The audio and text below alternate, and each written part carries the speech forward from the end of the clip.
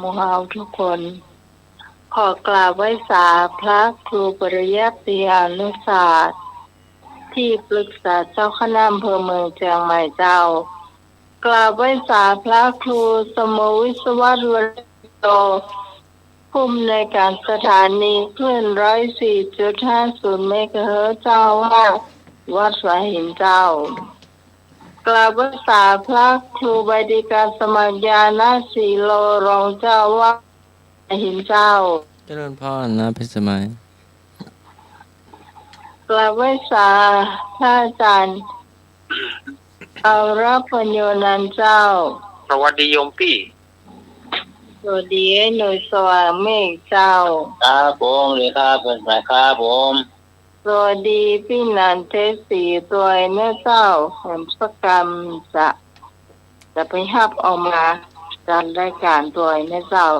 วันนี้ผู้ฟังมาต้องขอเพลงเนื้อเจ้าวันนี้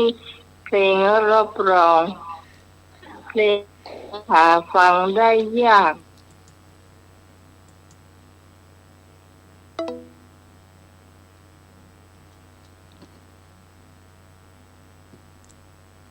สายหลุดไปเนาะ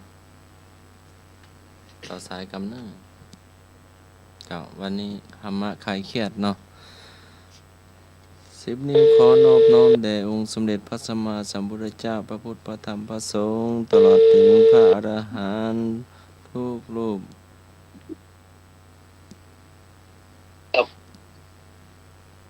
แล้วก็ถวายความเคารพพระมหาเถรานุเถระครูบาอาจารย์ทุกรูปนึงเจ้าแล้วก็เจริญพรนะพิสมัยหัวหน้าธรรมะคลายเครียดเนาะแล้วก็นมัสการอาจารย์เอาล่างเจริญพรลุงหน่วยเนอแล้วก็เจริญพรพ่ออาจารย์เจ็ดสีพ่ออาจารย์ดรเนาะรถไฟประเทศละจ้ะแล้วก็สวัสดีสมณเณรดีโดขอสวัสดีพระนาน74นะครับและน้าพิสมัยผมขอเจริญพรนะครับถวายความเคารพหลวงพ่อเจ้าว่าถวายความเคารพขอถวายความเคารพหลวงพ่อเจ้าวาดหลวงพ่ออะไรนะคะจำชื่อไม่ได้มาสายนี้ก็ให้สายนี้เจ้า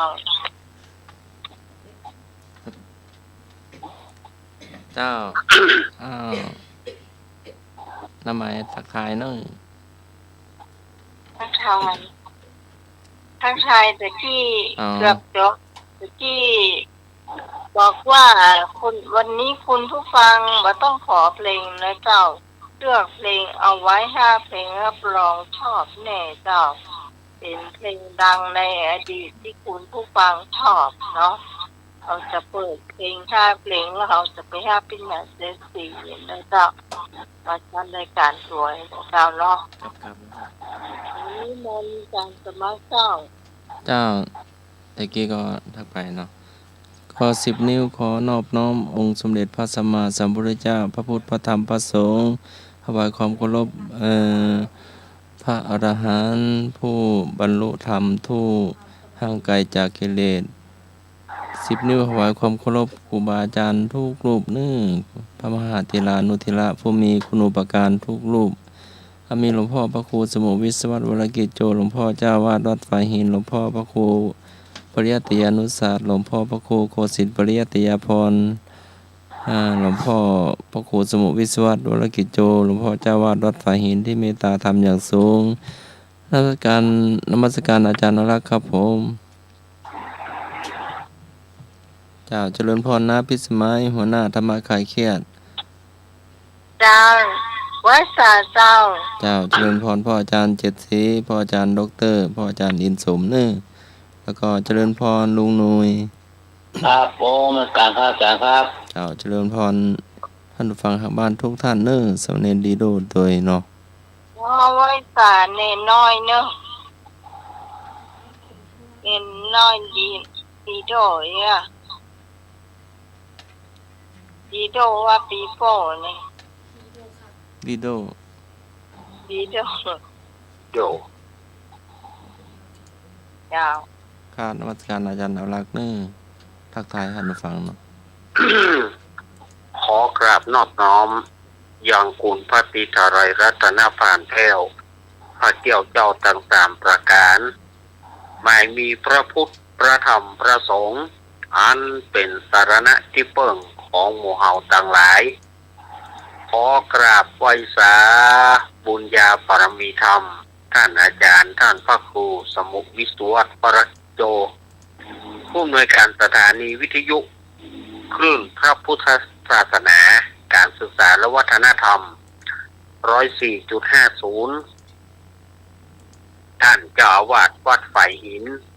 พร้อมไปด้วยพระสงฆ์องค์เนนทุกรูปทุกองค์ด้วยความเคารพอย่างสูงสุดยิ่งครับผมขอกราบนมัสการท่านอาจารย์ทพครูใบดีกาสมัครญาณศิโลด้วยความเคารพครับผม ครับผม สวัสดีลูกเนนดีโด นมัสการนะครับ อมัสการครับ อาจารย์สำเนียงเรา ค เนาะ รับผม อาจารย์สามเณรเอาละครับ ครับแล้วก็สวัสดีโยมพี่สมัยผู้ดำเนินรายการ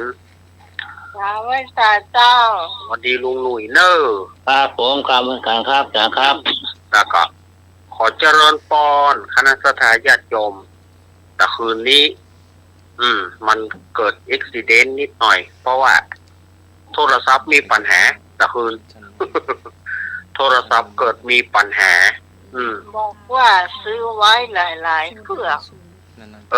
โทรศัพท์เกิดมีปัญหาขึ้นมา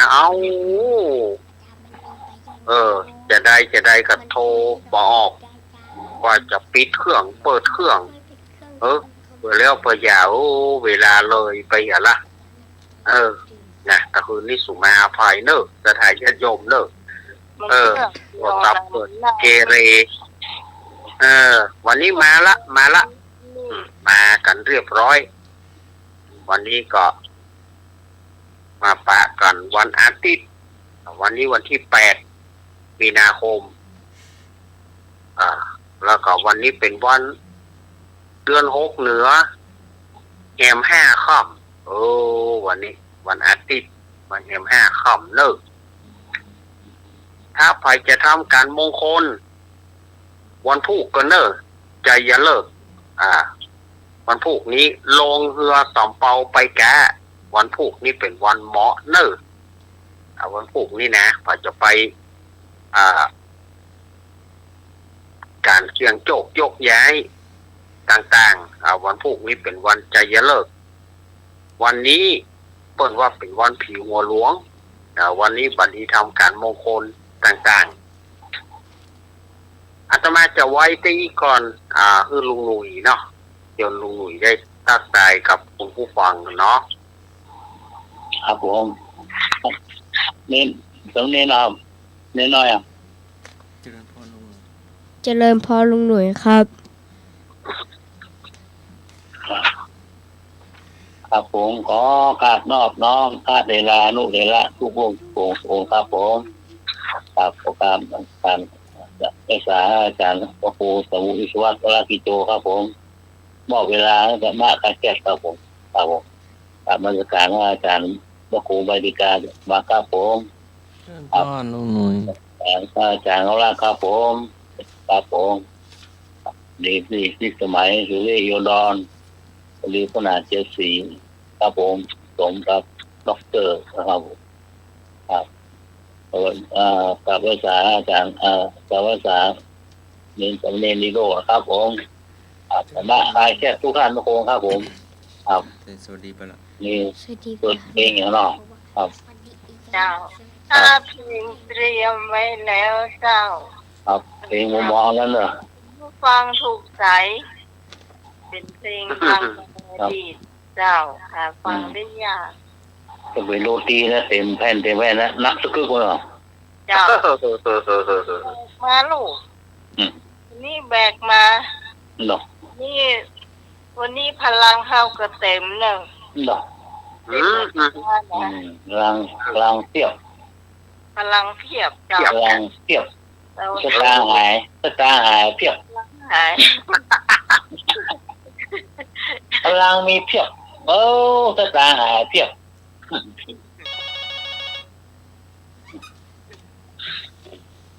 เจ้า นมัสการครับรวมแฟน ครับ อันแท้ครั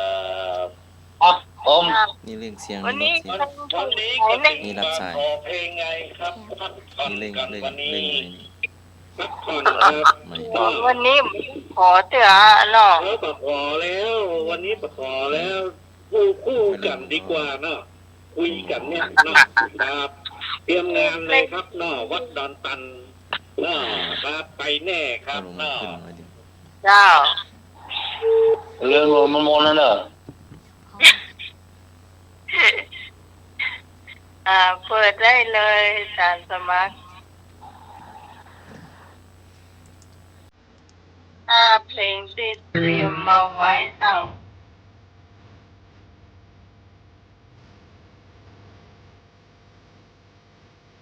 ตั้งไปก่อนหรือว่าพอดี พอดีพอดีครับ ตั้งไปหรือว่าพอดี พอดีแล้ว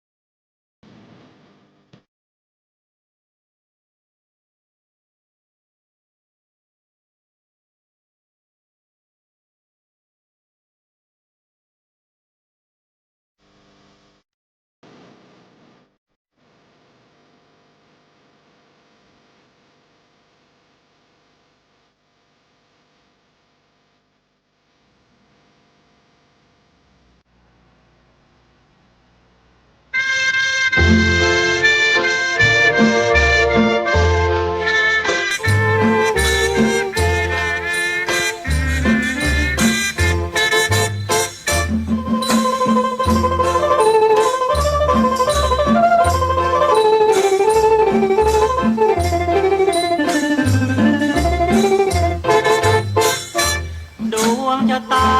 วาสนาของชาวลอยกระทอมหลังน้อยยังเฝ้าคอยไม่เห็นมาชมโตพินเจ้าบินจากท้องนาร้อนพลาลืมสัญญากระทอมร้างเจ้าลอยอ้างว้างเมื่อน้อง นางไม่คืนมานวลนงแม่ชมยงคงเพลินปรุงคงลืมผ้าถุงลืมปักบุ้งที่ปลายนาเจ้าลอยมันจนหน้ามนจึงไม่มาฝนสั่งฟ้ามองท้องนามือกลำหัวใจเจ้าดำลงน้ำคำแล้วลืมกันโอ้โอ้ละเนอโอ้ละเนอโอ้ละเนอเจ้าลอยพำเพอลงละเมออยู่ทุกวันทานสายเย็นเคยเล่นร่วมกันตามทุกการดำไว้กันชื่นใจไหลน้ำไหลไปเหมือนน้ำใจเจ้าไม่ไหลคืนดวงชะตาวาสนาของเจ้าลอยกระทอมหลังน้อยยังเฝ้าคอยอยู่ทุกวันคืนลมหวนมายิ่งพาหัวใจสะอื้นสุดจะฝืนกล้ำกลืนข่มใจตื่นแสนอะไรไม่ถึงใจของเจ้าลอย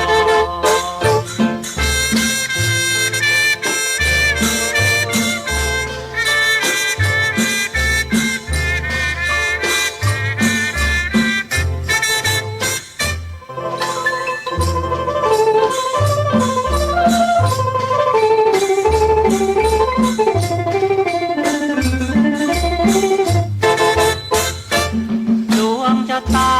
วาสนาของเจ้าลอยกระทอมหลัง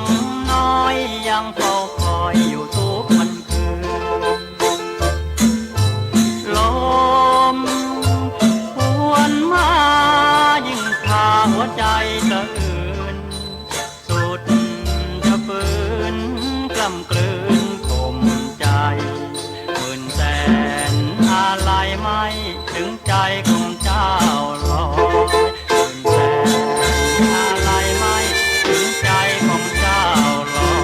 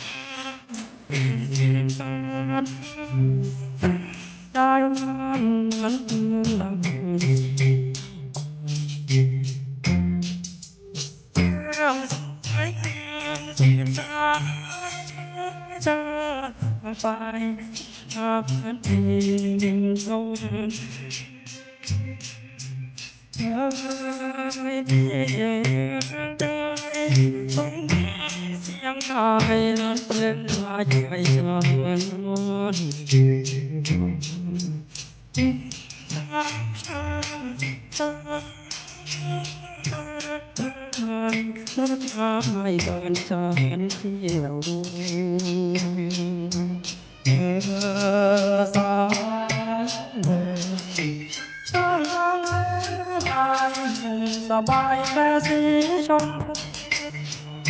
เป็นเทพีที่ฉันเคยเป็นที่ทองสองครูเป็นรักเธอแต่วันนั้นมา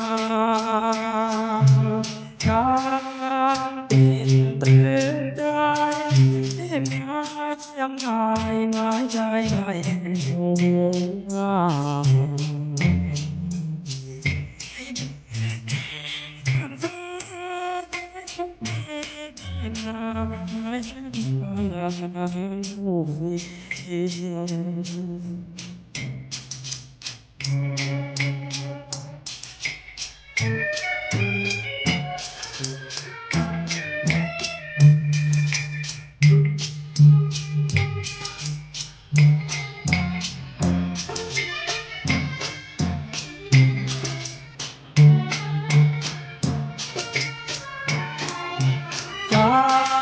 กเตือนใจมาเชียงใหม่หมายใจได้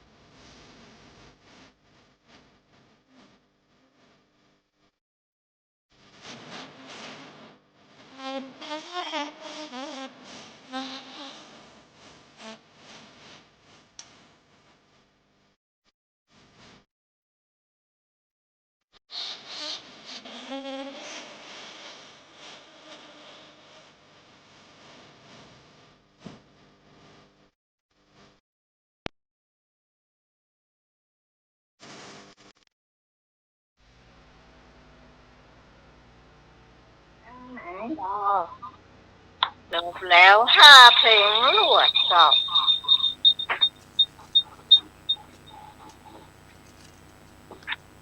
ยิ่งเจ้าเดี๋ยวเนาะ เพลงก๊อกหินน้ำเนาะ กอกแหนม มันน้ ผ่านแหนม ผ่านน้ ำเจ้าก่อนที่เราจะไปทำเป็นหนังสือเนาะ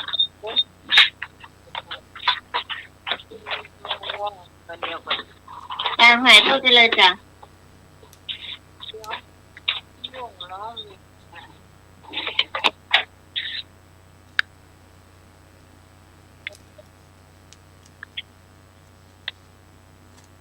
ไปค่ะ เนาะได้ยังได้เนาะ จ้ะได้แล้วจ้ะ เจ้าสำหรับ วันนี้จะขอประชาสัมพันธ์ที่วัดดอนตันก่อนนะเจ้าที่รายนามผู้บริจาคทั้งโรงศพแล้วก็โรงทานนะเจ้าโรงศพนี่จะให้พิกรประกาศนะเจ้าเพราะว่ามันนั่ง40 กว่าท่านเจ้าก็จำมาได้โรงทานนี่พอจำได้อยู่เนาะเจ้าเริ่ม จ้ะอันนี้ที่อันบริจาคโลงศพนะจ๊ะ จ้ะ ถ้าพี่อ่านตรงไหนที่มันไม่ครบน้องใหม่ก็เสริมให้ด้วยนะจ๊ะจ้ะก็มี1อันโรงศพนี่จะเป็นคนละ100หมดนะจ๊ะ เจ้า แล้วมี1อาจารย์สมัครมูลค่าคุณจ้ะ100 บาท เจ้าสำหรับโรงทานเจ้าขออาจารย์สมัคร600 บาทเจ้า แล้วก็100 บาทโรงศพเหมือนกันสามเณรรักปัญโยนันท์จ้ะ เจ้าโรงทาน100 บาทเจ้า อันนี้ครอบครัวน้องใหม่นะคะ ก็มีพ่อแดงสุริโยดรอันนี้โรงศพนะจ๊ะจะอ่านไปทั้งหมดเลยเฉพาะครอบครัวน้องใหม่เนาะ ค่ะพ่อแดงสุริโยดรแม่ชื่นสุริโยดรน้องพิสมัยสุริโยดรน้องสสิสุริโยดรแล้วก็น้องณสสิสุริโยดรเดี๋ยวจะบอกนะคะว่าไปอยู่ไหนเนาะแล้วก็น้องตะวันนพเกตแล้วก็น้องนุชมุนทา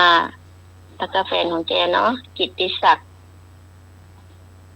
ถวันวานิชกุลส่วนน้องใหม่นี่คืออยู่บ้านดอนตันแม่ริมเชียงใหม่จ้ะครอบครัวน้องใหม่เนาะแล้วก็ณสสินี่คือน้องสีน้ำเนาะอยู่สหรัฐอเมริกาจ้ะแล้วก็น้องตะวันนพเกตนี่คืออยู่กรุงเทพแล้วก็ครอบครัวน้องนุชคืออยู่บ้านต้นพึ่งจ้ะ เจ้า ทั้งหมดนี่ ทานบอกอันนี้ลงศพจ้ะ1 2 3 4 5 8 คน 800 จ้ะ800 บาทจ้ะ ร้อยบาทแล้วก็โรงทานของน้องใหม่ 1,000 บาทเจ้า แล้วก็อันนี้เป็นไอ้หนุ่ยเนาะเป็นลงศพจ้ะไอ้หนุ่ยสว่างเมฆอยู่บ้านสันติธรรมจ้ะ100 บาทจ้ะ โรงทานไอ้หนุ่ย600 บาทเจ้า และอันนี้ครอบครัวแม่จันทาเนาะแม่จันทาชื่นใจอิรภพชื่นใจธนพัฒน์ชื่นใจ อันนี้300 บาทของครอบครัวแม่จันทาชื่นใจจ้ะ โรงทาน900 บาทเจ้า แล้วก็อันนี้ครอบครัวพี่อำไพเรืองเดชเนาะมีพี่อำไพเรืองเดชแล้วก็น้องนุชสุภชัยเรืองเดชอันนี้อยู่ตลาดศพริมแม่ริมใต้เชียงใหม่จ้ะ เจ้าพี่อำไพนี่โรงทาน800 บาทเจ้า อันนี้ก็เป็นครอบครัวไอ้บุญส่งเนาะอันนี้โรงศพจากครอบครัวแต่ก็มี4 คนเนาะมีไอ้บุญส่งวรรณรัตน์ พี่บางอ่อนวรรณรัตน์อดิศรวรรณรัตน์คมสันวรรณรัตน์อยู่บ้านม่วงงามอำเภอเจ้หุ่นจังหวัดลำปางจ้ะ400 บาทโรงศพจ้ะ โรงทานเจ้า 1,100 เจ้า อันนี้ครอบครัวน้องพรเนาะครอบครัวมโนคำมีไอ้บุญเกียรติมโนคำเนาะมีน้องพรนัทนันมโนคำแล้วก็ลูกอีก2 คนรัคนาพรมโนคำอดุลวิทย์มโนคำอยู่บ้านป่าเศร้าอำเภอเมืองจังหวัดลำพูนจ้ะ โรงทานเจ้า 500 บาทเจ้า อันนี้ป้าเลี้ยงแม่ริมนะคะไอ้ประภาสสุริยะรังสีรุ่งสุริยะรังสีอยู่แม่ริมค่ะ มีรุ่งเจ้า สุริยะรังสี ไอ้ประภาสถ้าพี่กรณ์อ่านผิดกรุณาท้วงมาด้วยนะคะ สุริยะรังสี เจ้าสำหรับโรงศพ100 โรงทาน 1,800 เจ้า โอ้โห และอันนี้ครอบครัวพี่กรณ์เนาะมีนายยนต์เขยกลางนางกรกมลเขยกลางนายตีภัยเขยกลางมีภาครเขยกลางทรานเด็กชายไมเคิลทรานแล้วก็แฟนของแกเนาะเบนจามินทรานของพี่กรณ์นี่อยู่บ้านดอยน้อยพัฒนาหนองหานสันทรายเนาะแล้วก็ของลูกนี่คืออยู่เมืองซิดนีย์ออสเตรเลียจ้ะ600 บาทจ้ะ 100 โรงทาน 400 บาทเจ้า แล้วก็อันนี้ครอบครัวพี่ตองเนาะมี2 คนพี่ตองชื่อจริงๆชื่อยวงคำจันตุลจ้ะและอีกคนหนึ่งชื่อบำเพ็ญจันตุลจ้ะบ้านอยู่ป่าบงเทพารามอำเภอสันติพีเชียงใหม่จ้ะ โรงทาน 300 บาทเจ้า และอันนี้เป็นพี่สาวอารีเนาะพี่สาวอารีชื่อวันเพ็ญเชื้อคำฟูแล้วก็กำพลเชื้อคำฟูอันนี้เป็นโรงศพนะจ๊ะบ้านต้นเป่าสันกำแพงจ้ะ โรงทาน 100 บาทเจ้า แล้วก็อันนี้พี่พรเอราวัณพี่พรเอราวัณชื่อจริงชื่อประทุมพรจุงปามันเนาะอยู่บ้านสันติธรรมเชียงใหม่จ้ะ เจ้า อันนี้โรงทาน 500 บาทเจ้า อันนี้คืออันพี่สาวอารีเป็นสะพานบุญเนาะ เจ้า เอาเพื่อนบ้านมาทำโรงศพด้วยกัน มีพี่สมพรบุญขันแก้วก็แม่แดงสีน้ำเงิน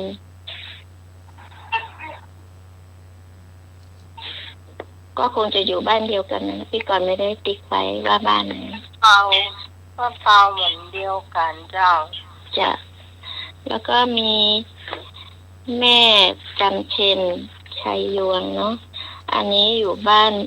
อยู่ตลาดขี้เหล็กดอยสะเก็ดจ้ะ เจ้า อันนี้โรงทาน100เนาะเจ้า โรงศพ100เนาะ จ้ะและอันนี้สาวไม่ย่อย อันนี้โรงศพก็100แม่โสพิตานะคอยจะว่าสุพิษอยู่เลยชื่อเป็นงามเนาะ ในเจ้าโรงทานก็100เหมือนกันเจ้า จ้ะอยู่บ้านไม่ย่อยสันทรายจ้ะอันนี้เป็นน้องของพี่กรณ์เนาะอยู่ต่างจังหวัดจ้ะชื่ออัชรารัตน์ยิ้มเขียวอยู่บ้านเมืองแดงพิจิตรจ้ะ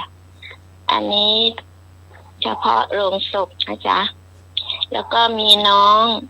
นายสุภาพยิ้มเขียวอยู่กรุงเทพจ้ะแล้วก็มีหลานอีกคนหนึ่ง นางสาวพรพันธ์ฟักนินอยู่อุบลราชธานีจ้ะแล้วก็มีครอบครัวของอันพ่อเสน่ห์แม่ดาวเนาะพ่อเสน่ห์แสงสินแล้วก็แม่ดาวแสงสินอันนี้อยู่บ้านดอนตันแม่ริมเชียงใหม่จ้ะ อันนี้ทั้งสองท่าน อันนี้เป็นน้าแต่นะเจ้าที่เลี้ยงใหม่มาแล้วก็เป็นน้าเขยนะเจ้าโรงทาน100 บาทเจ้าจ้ะอันนี้คือหลานของน้องพรเนาะชื่อสุพนัท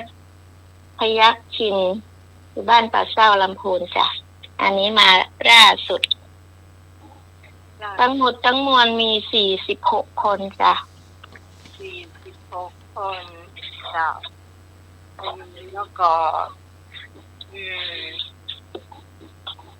ตรงศพมี46เกือบจะได้2แล้วนะเพราะว่า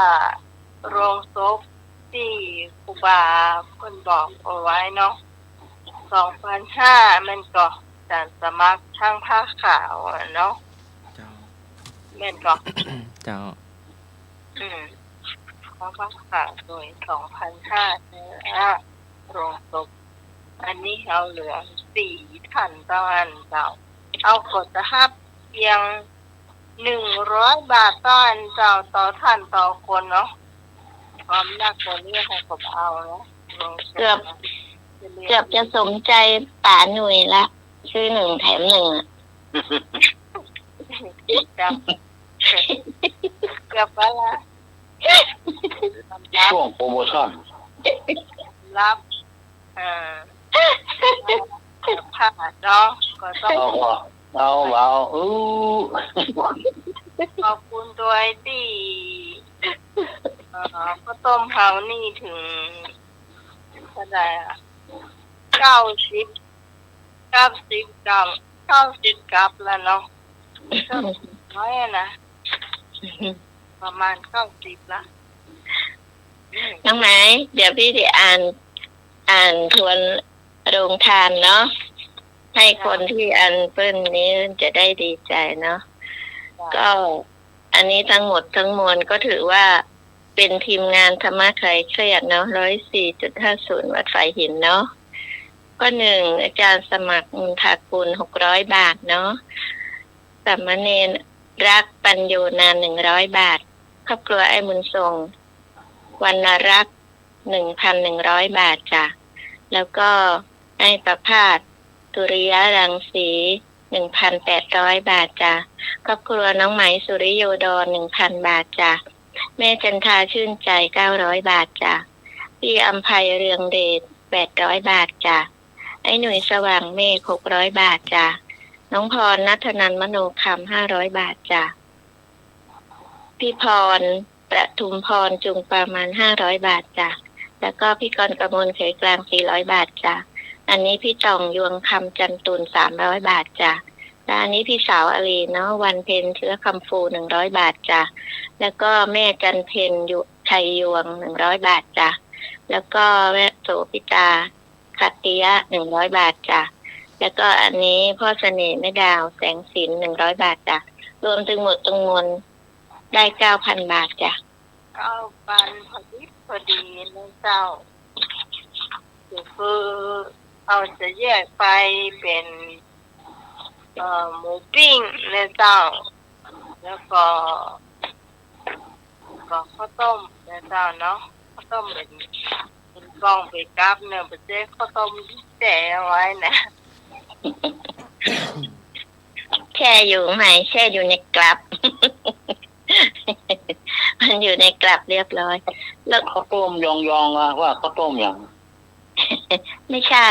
นะข้าวต้มมาแต่หมดจ่ายเนอะข้าวต้มจ่ายอันนี้กับ150ว่าข้าวต้มยองๆตะเกียบพูดปากนี่แล้วข้าวต้มปุ้ยอ่ะเอากินมันนั่นนะจ่ายไม่ขาดอะแม่จะได้ตะเกียบหรือแม่จะได้อันนั่นก็ได้เด้ออย่างเงี้ยเมื่อมา4 ของข้าวต้ม4 ถ้วยไข่เค็มลูกเดียวของอย่างวะ ดี ดีแล้วไอ้หน่วยไข่เค็มลูกยังดีกว่าอันนั้นเหรอเพื่อนเอาหินแช่เกลือไปอย่า เป็นกระดุมนะโอ้วะนะเปียเขาจะปักวะ ไม่ใช่แบบนั้นเพื่อนมาได้อมจุ่มใส่เพื่อนเอาไปแช่เกลือไว้แล้วเพื่อนก็เอาจุ่มใส่ในถ้วยข้าวต้มเจ้าอ๋อนวดว่าเปียกันนั่นช่วยก็ไปใช่เจ้าไม่ใช่ เจ๋งละโอ้ ทุกคนทุกครอบครัวนะเจ้าที่มาช่วยกันนะเจ้าตอนนี้เรียบไปแล้วถ้าได้เห็นสัก500นี่ก็โหครบ100พอดีอะเหมือนที่เขาไปเด้อแต่ว่าเขาไปพุ่นมันจะข้าวต้มเป็นไอ้เนี่ยกระเพาะปลาอันนี้จะเป็นข้าวต้มลำกว่าเนาะเครื่องมันเยอะกว่ามีกุ้งเป็นตัวเนาะก็จะฝากบอกอีกนิดนึงถ้าใครอยากบริจาคโรงศพก็ยังเหลืออีก4 ท่านนะจ๊ะใครมีญาติพี่น้องหรือว่า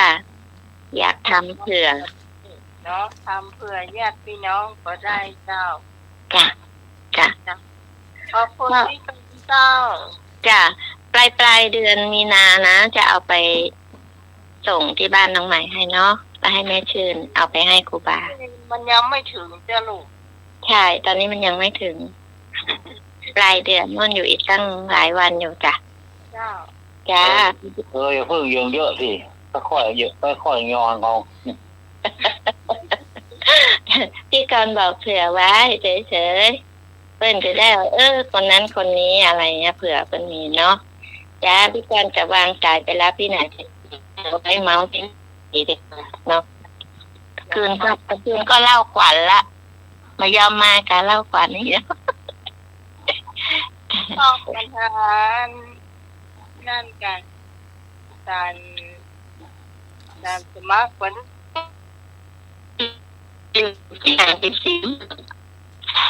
จ้าขอบคุณจ้าขอบคุณจ้า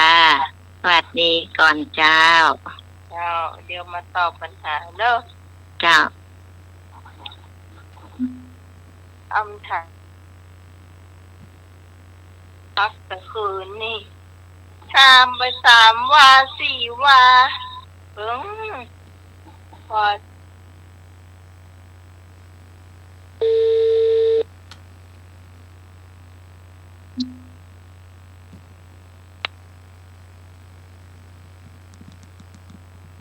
เจ้า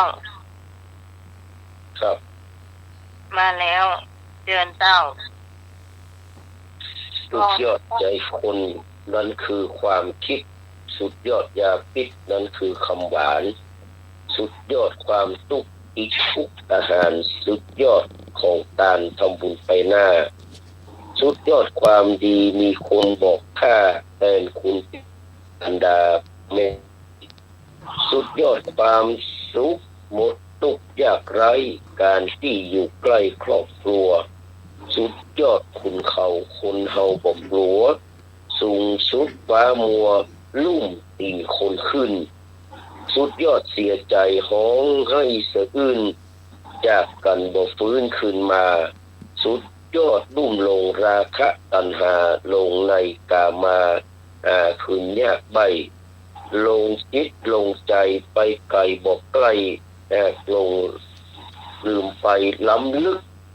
สุดยอดลึกล้ำยังลงบ่ตึกทะเลว่าลึกใจคนสุดยอดของน้ำบ่เต้าน้ำฝนสุดยอดคือคนเนี่ยยังก็ได้เนี่ยยังก็ได้กับไว้สาในเมตตาบารมีธรรมของท่านพระครูสมุวิสุวัตรวรกิจโจนะครับผู้อำนวยการสถานีคลื่น 104.50 เมกะเฮิรตซ์เจ้าอาวาสวัดฝ่ายหินผู้มีเมตตาธรรมไว้สาท่านอาจารย์พระ ครูใบดิกาสมัครยานสีโรนะครับเจริญพรพ่ออาจารย์กับไวสาสมณเณร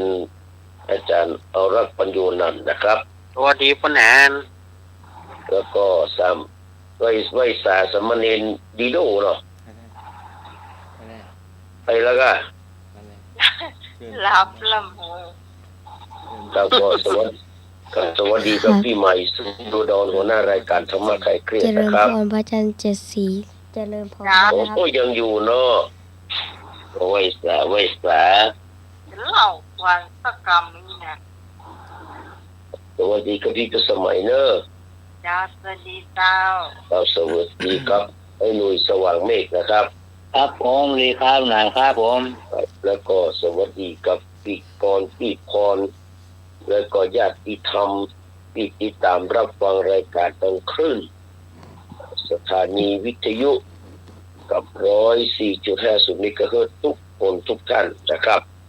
ก็ติดมาแล้วนะครับแต่ว่าอาการยังไม่ค่อยดีเจ้า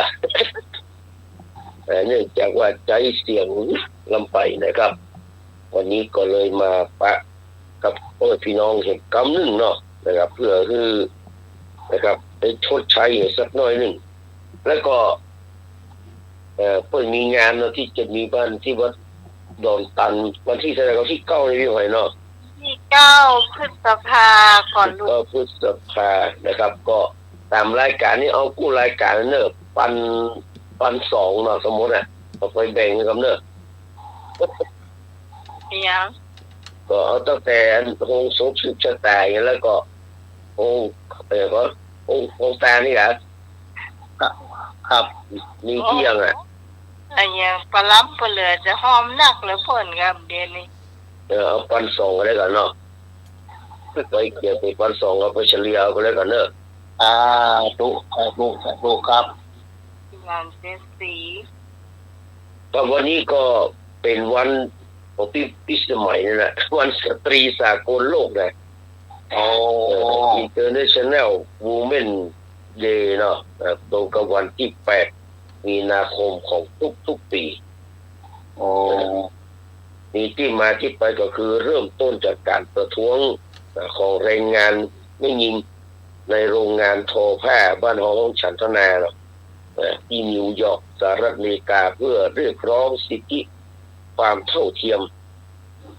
และการลดเวลาทำงานลงในปีพ.ศ. 1908และถูกสถาปนาอย่างเป็นทางการโดยสหประชาชาติในปี 1975 เพื่อเฉลิมฉลองความสำเร็จและส่งเสริมสิทธิสตรีจุดเริ่มต้นก็อย่างที่บอกนะครับคือในปี 2400 นะเหมือนนักแก่เนาะ1857 2400 แรงงานหญิงในโรงงานทอผ้าที่นิวยอร์กปากันประท้วงเรียกร้องให้นายจ้างลดเวลาทำงานลงแล้วก็มีการเดินขบวนครั้งใหญ่ในวันที่8มีนาคมปีค.ศ. 1908มีแม่งยิงมีแรงงานไม่ยิงนี่กว่า 15,000 คนเนี่ยเดินขบวนทั่วนิวยอร์กเรียกร้องสิทธิการออกเสียงลงคะแนนและยุติการใช้แรงงานเด็กโดยมีคำขวัญว่าขนมปังกับดอกกุหลาบแล้วก็การกำหนดวันสากลในปีค.ศ. 1910นะครับคาร่าเซกินซึ่งเป็นนักการเมืองไม่ยิงชาวเยอรมันได้เสนอที่ประชุมสมัชชาสตรีสังคมนิยมครั้งที่2ณเมืองนะครับโคเปนเฮเกนได้คือมีการกำหนดวันสตรีสากลขึ้นและก็รับรองโดยสหประชาชาติในปี 1975นะครับเพิ่นก็รับรองในวันที่นี้วันที่8นะครับเพิ่นก็เลยนะครับถือว่าเป็นวันสตรีสากลอย่างเป็นทางการส่วนวันสตรีสากลในประเทศไทยนี่สนับสนุนวันสตรีสากล สมัยนั้นเริ่มจัดกิจกรรมครั้งแรกวันที่8มีนาคม 2532โดยคณะกรรมการส่งเสริมและประสานงานสตรีแห่งชาติหรือว่าปสสนะครับ พื่อยกระดับสิทธิสตรีและรำลึกถึงบทบาทสตรีที่นะครับมีความสำคัญแล้วก็ในวันนี้มันมีความหมายของสีสัญลักษณ์ไปเนอะสีม่วงแสดงถึงความซื่อสัตย์ความยุติธรรมและความมีเกียรติสีเขียวแสดงถึงความหวังและสีขาวแสดงถึงความบริสุทธิ์นะครับอันนี้ก็เป็นวันสตรีสากลเนอะวันนี้นะวันนี้ก็ได้มาปะกันอีกครั้งหนึ่งครับก็คงบ่มีอย่างนั้นก็ได้วันนี้นะครับเนี่ยอารักเคยได้ยินปู่สอนหลานในเวลาร่วมวงกินข้าวครับปู่ก็สอนหลานว่าเวลากินข้าวนะเพื่อนบอกคือเนี่ยบดี12อย่างเพื่อนบอกคือเนี่ยบดี12อย่าง1บดีกัดกำเข้าจำถ้วยแกงบดีกัดกำเข้าจำถ้วยแกงมันจะเป็นน้ำลายจีบไปกันเนาะ2บดีงงแหวงใส่หากัดกินโอ้ยนั่นแกงไงวะพวกมูลนี่เนาะแกงพวกมูลคว้ากัดกินอยู่เดียวว่าบดีงงแหวงใส่หากัดกิน3บดีลอกลิ้นปั้นเข้าใส่ปากนึกภาพเลยเนอะบดีลอกลิ้นปั้นเข้าใส่ปากเนาะ4สำเร็จแล้วก็4บดีโทมขากน้ำลายกลางโอ้ก่อนแน่นอนกันเนาะบดีโทมขากน้ำลายกลางวงบดีโคตรลงใจกลางโอ้มีแค่น้ำเก่งเบ้อเป็นงงองลงเลยไปกลางเนาะตกกลางเข้าแล้วหรอปุ๊บบดีซัดจอนเปล่าใส่ถาดถ้วยมันดังเลยเนาะมันดังซัดจอนเปล่าใส่ถาดถ้วยนี่มันดังนี่เนาะบดีเข้านั่งงวยลูกหนีไปก่อนอิ่มก่อนนะรีบจะไปดูละครโขนหนังเลยเนาะครับมันมีฟอนหรอกยะถาวารีวหนแดกกันหลายคนแค่ล้างคนเดียววะลูกรู้ตัวเนาะยะถาวารีวหนแดกกันหลายคนกูล้างคนเดียว8ไอ้หนุ่ยว่าหมดแล้วนะคะ8บดีข้อแน่ตักตอนนี้มีแล้วเนาะ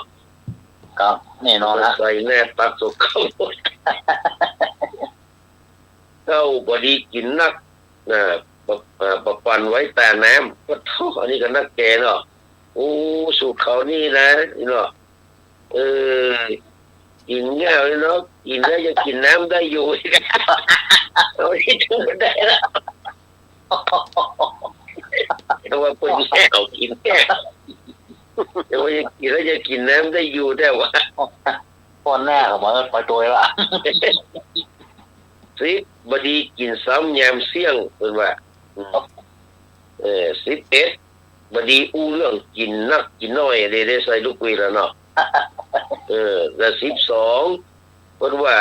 บดีหมดแล้วตีต่อยถ้วยจานเป็นว่ามันเป็นสัญญาณที่บดีอันนี้เป็นปู่สอนหลานเวลาร่วมวงเข้าเนอะฝากไว้กับทุกคนทุกท่านด้วยครับวันนี้ก็จะเอาแค่2-3คำถามนะเนอะเพราะว่าเสียงมันยังบดีแต่ที่ไอ้นักบ่ได้นะไอ้นักบ่ได้เดี๋ยวจะมีปัญหาหนักเนาะก็วันนี้เอาเบาๆเนาะตามง่ายๆเนอะเอาสัก2ข้อไปละนี่เรารักเหล่านิทานนะครับได้มาจิ้มล้างเขาว่าต่อไปก็จะได้ร่วมมาจัดถ้าไม่ได้ไปไหนเนาะก็ดูงวดแน่นี่แน่จะมาได้มีประโยชน์ที่สวนดอกเลยหน้ากากเนี่ย2-3 เดือนแล้วพ่อดอก16 14 15 16นะโอ้จะไปแล้วก็จันเกี้ยนมี21 22 23โอ้ยหลวงไงแต่โอ้จะได้ไปต่อได้เอาแล้วเนอะต่อไปเพราะว่าเป็นคำถามเล่นๆสบายๆนะครับไผ่หันอันนี้ก็จะได้พอว่านี่เนาะ เวลาเราจะยืมคนยืมเงินเนี่ยจะยืมคนภาคไหนดีที่สุดเป็นว่าเวลายืมเงินน่ะจะยืมเงินคนภาคไหนจะดีที่สุดพอภาคเหนือพอภาคอีสานพอควายภาคกลางงองูภาคใต้ยืมเงินคนภาคไหนดีที่สุดเป็นว่าเหนืออีสานกลางใต้ลอง เอาภา ทา ค ย เหนื กั อน นะภาคเหนือมัน ดู แจ่มใสหรอ ภาคเหนือเนาะ ครับ แม่ 053-226-058เจ้า นมัสการครับ ครับผม ง่ายนิดเดียวอะกะกับโค้ดบ้านเฮาเนี่ยกะเนาะชื่อบ้านเฮาเนี่ยกะเนาะครับบ้านเฮาเนี่ยนะเป็นคนใจบุญที่สุดอะเนาะใจบุญกว่าทุกภาคเลยครับเนาะครับนมัสการครับ 2 รายละ อะไรล่ะบ้านเขาเนาะบ้านเขายืนง่ายที่สุดกัน เจอเลยครับพี่ฮู้ไว้หรอภาคไหนยิงตาง่าย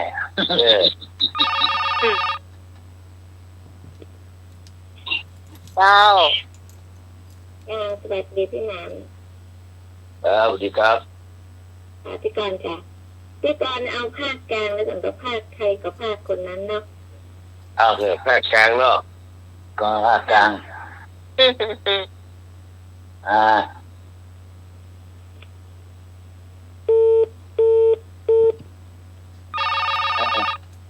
พี่เจ้าภาคใต้ สายนี้ภาคไหน เจ้าสวัสดีเจ้า ฮัลโหล สวัสดีเจ้า ฮัลโหล ติดแปลงยังไงผมอ่ะ ตอบเลยค่ะ นี่มันยืมตังค์อ่ะลืมบัตรประชาชนมากับพี่พอบัตรประชาชนอ่ะ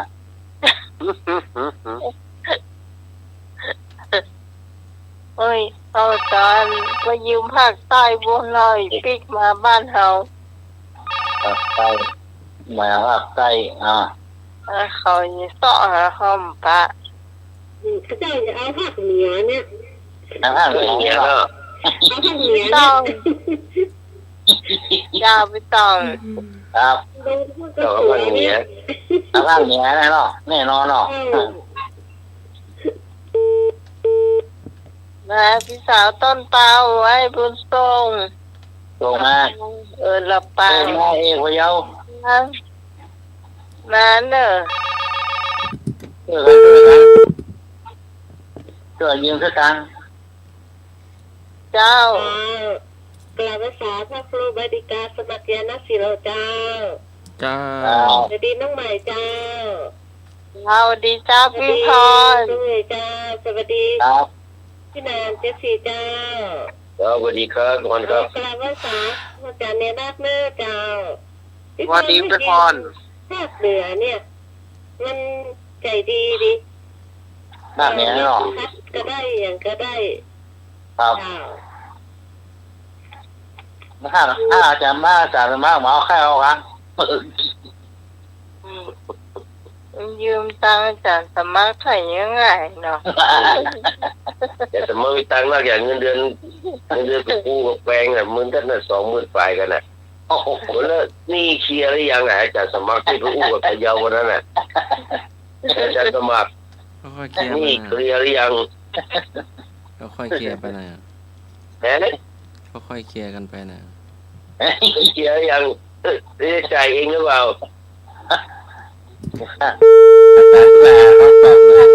ใจง่ายเหรอ อาจารย์สมัครไปหาคำตอบด้วยนะมันชัดเจนก่อน ใจง่ายไม่ได้ มีใครก็จะเลยแล้วเนอะ ครับมา เจ้า ภาคเหนือเขานี่ใจดีแต่ก็แต่มันสู้ภาคอีสานไม่ได้สติอ่ะ โอ้ เวลาเขาไปยืมมันจะบอกว่าผมมีดอกเนี่ย อ๋อ แล้วบ่มีดอกนี่คือมันมานี่มาลายนี่กลับโอ้มัดเดียวได้แล้วเนี่ย มีดอกมีดอก เดี๋ยวว่ามันมีเนื้ออะไรมันเราหรอกมันมีเนื้ออ่ะต่างๆไม่มีอ่ะแล้วก็อันก็ก็ตำลึแต่ว่าภาคอีสานมันอู้ดีนะว่าไม่มีดอกอย่างเพราะคนก็ยืมกะยืมแล้วมันมีดอกผมมีดอกนี่แหละครับโอ้เออมองข้ามไปหมดอ่ะยืมอาจารย์สมัครก็ได้มีดอกเลยวันนี้เอาที่บนละเดี๋ยววันแรกก็ได้กันพอเดียวอยู่พอละดูบนพอละเอาไว้ก่อนพอเดียวอยู่เอาละมองปากพอละงานตักเดี๋ยวว่าวันประชุมวันที่8ที่9พฤษภาคมเนาะก็เจอกันตอนบ่ายแล้วครับเจ้าจะได้ไปวัดต้านลูกอยู่แล้วก็จะลวดไปตอนบ่ายเพราะว่าไปมีงานตอนบ่ายเราที่วัดตอนเช้าเนาะพี่ก็จะเก็บจะกินข้าวปุ้นกะจะกินข้าวต้มจะกินยำ65ลูกแล้วไปแล้วก็ไปเอาที่บ้านมากินชุบไปบ้านเก็บไว้เยอะหอบแล้วก็ต้องเก็บไว้เยอะเดียวเหมือนว่าเสร็จดีน่ะเพื่อมาเก็บไว้เยอะกะมีไอติมบอลเหรอขอบคุณล่วงหน้าเด้อขอบคุณล่วงหน้าเจ้าวันนี้ก็ขอนำรายการจากท่านผู้ฟังไปก่อนเนอะจะได้พักผ่อนนะครับแล้วก็ถวายคืนเวลาให้กับอาจารย์สมัครโดยนะครับกราบนมัสการขอบพระคุณทุกรูปทุกท่านเนอะกับสวัสดีครับผมนี่ครับผมขอบคุณครับว่าได้ก็เจ้าคนประพาสไปบ้านหน้าไหมจมประพาสจดกับข้าวมาโกมก่อนเลยบอกกันพูดตรงกันแล้วก็เลยไม่ได้ยินเจ้าเดี๋ยวไปก่อนบอกให้อันนี้คุณประภาสก็ไม่ได้มากินที่บ้านน้องใหม่แล้วปืนไปที่วัดปุ้นที่วัดอย่าลงทานที่วัดเจ้าอย่างนี้บอกว่าจะไปที่บ้านคุณพี่สมัยนี่บัตตันผมเนอร์บอกเพราะแกมาเจ้าเนาะเอาที่ไหนจะมาบ่ายๆบัตตันพี่มาเจ้าก็ต้องไปพวกฮานอยโมมาแลกน้ำเลยอย่างน้ำมันจะยาวๆนะไอ้หนุ่ยเพิ่นจะเอาอันยาวๆไปเอาเลยไอ้หนุ่ยจะเอาทางรถไฟมาว่ะครับโอ้ทางรถไฟกันน้ำเนาะครับไอ้หนุ่ยจะเอาทางรถไฟมาแหล่งมนๆนั่นแหละไอ้หนุ่ยแหล่งมนๆเลยตัวน้อยพัฒนาเขามาก็ได้แล้วมนๆนั่นแหละไอ้หนุ่ยที่ก่อนจะถามมันนั่นน่ะอันอย่างก็เห็นไอ้หนุ่ยวงเลยว่าวันอาทิตย์จะไปลืมกา3 ใบอีกอะมันเป็นอย่างเดี๋ยวไอ้หนุ่ยบอกทางวิทยุกับเนอะกา3 ใบอ่ะนั่นแหละกา3 ใบมันเป็นอย่างเดี๋ยวก่อนปิดโทรศัพท์ไปฟังวิทยุเข้าใจครับกา3 ใบ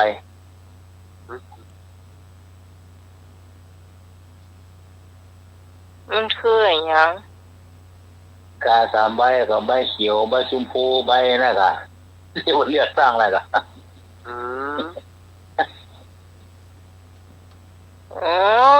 แต่ว่ามันคือเนี่ยนี่ก็แล้วขอโซมาเป็นหูกา3 อัน3 แก่นนะเอาเทียบเอาลวดห้อยแล้วกันนะ3 แก่นเดี๋ยวไปลืมกา3 ใบเลยอ่ะ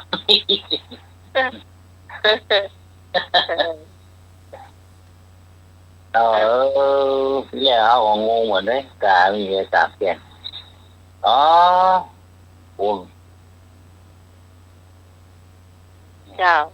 ย้อนได้ก่อนนี้แล้วหรอ นี่ละ ครับ คำเดียวจาน เปาเนี่ยยังมีกระดาษอยู่นะดอกจ้า อืมก็ไปแยกสตาร์พี่นะเจสีเพื่อนหอมมาเติมปัน2ก่อน โอ้สาธุโอ้อย่างพวกนี้เนาะงานหนักก็ต้องหลายเดือนเลย พูดตะกี้โลไปแยกเขาคนเดียวเต้ยเนาะ อันนี้ก็ต้มถึงแล้วแน่นอน ถึงร้อยกับ100 ชุดเจ้า ครับ 100มันก็5,000เนาะ100 ชุดถึงแล้วแน่นอน500นั่นเดียวจะเอาไปมาหัวจะเอาไปตอนหมูปิ้งก็แล้200เนี่ยจะเอาไปตรงโรงศพเนาะ ครับ แยกไป เดี๋ยวทิ้งที่บ้านทั้ง5 กองแล้วหรอ ฮะมาแจ้ปีบอก 5 กองเลย ตัวการ์ตูนมาแจ้กะไอติมบอลเนี่ย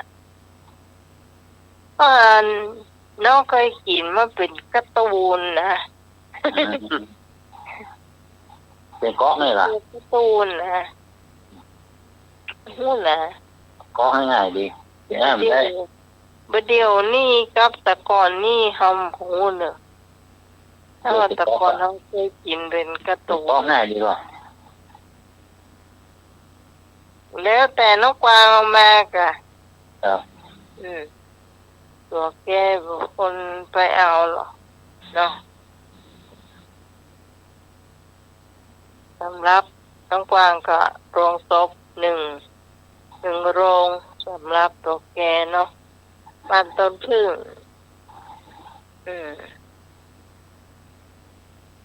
ก็ต้องขอบคุณนักๆสำหรับ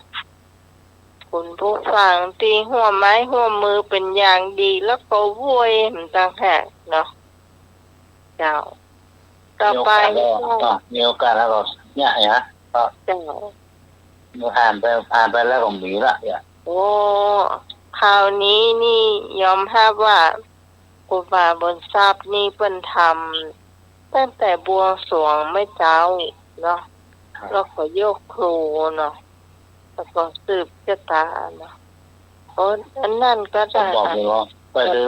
ครบรอบ200 กว่าปีว่าโดนตาเนี่ยโอ้เป็นเบาๆเลย ตัวธรรมจักรนะกระเบื้องสวงนะใช่ วัดสวยหินว่าโดนตานะวัดสวยหินให้เปิดก่อนเนาะ มุ่นค่ะ วัดสวยหินนั้น กว้าง จะให้หรอกเนาะ ก็ได้กี่ปีอะ นมัสการครับดีก็จัดอย่างยิ่งใหญ่เลยอย่างนั้นนะดีที่สุดอะแต่ก่อนวัดแม่ริมก็จัดอย่างอันเหรอจัดอย่างยิ่งใหญ่อ่ะจัดปล่อยหลวงอ่ะอย่างยิ่งใหญ่เลยอ่ะจัดสืบชะตาตัวปล่อยหลวงตัวอย่างตัวเนี่ยโอ้ใหญ่ขนาด สืบชะตาลักตาโรงศพเนี่ยมันพร้อมหมดหรอเนาะอายุเราก็จะได้ยืนยาวต่อไปผมนักผมเล่าตัวบ่เป็นยังนะเจ้านี่มนต์เจ้าทำเน้นเอาลูก ครับ บอกครับผม ของการเล่านิทานนะวันนี้ก็ยังเป็นเรื่องของกลุ่มพักการโทษแหนมแน่นอนเพราะว่า แน่กัน แต่โรดา วันนี้ก็เอามาเล่าลืมแห่งกรรมหนึ่งก็คือ